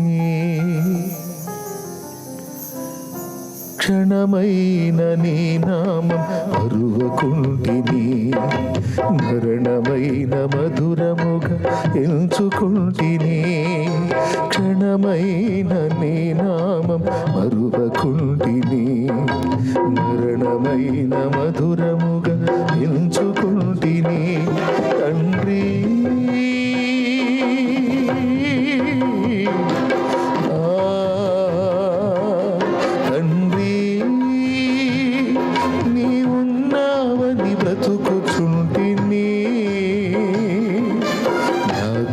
కొరకు నీవు, నీ కొరకు నేను, నా కొరకు నీవు, నీ కొరకు నేను, నీవుగాక ఎవరు నాకు లేరయ్యా, నీవుగాక ఎవరు నాకు లేరయ్యా, నీవే నీవే నా ప్రాణము, నీవే నీవే నా సర్వము, నా ప్రాణ ప్రియుడా నా యేసయ్యా. నిండు మనసుతో కన్న తండ్రి నా యేసయ్యా, నిండు మనసుతో నా ప్రాణ ప్రియుడా నా యేసయ్యా, నన్ను కన్న తండ్రి నా యేసయ్యా, పూజింతును ఓ పూజారుడా, భజింతును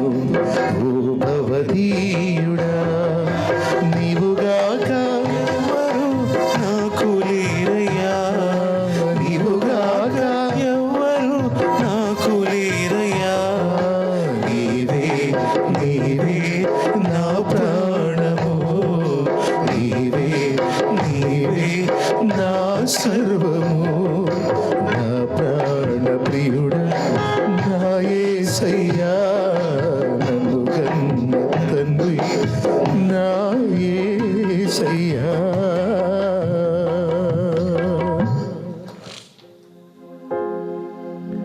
ప్రియులారా, మనుషుల చేత పాపి, దుర్మార్గుడు, మోసగాడు, వంచకుడు, తిన్నింటి వాసాలు లెక్క పెట్టేవాడు, అన్నం పెట్టిన చేతిని పట్టుకున్నవాడని తృణీకరింపబడిన ఇదే యోసేపు ఇక మనుషులు సామాన్యుల చేత కాదు, సాక్షాత్తు ఐగుప్తు రాజు చేతనే ఇతడు దేవుని ఆత్మ కలిగిన మనుష్యుడు అని ప్రశంస పొందాడు.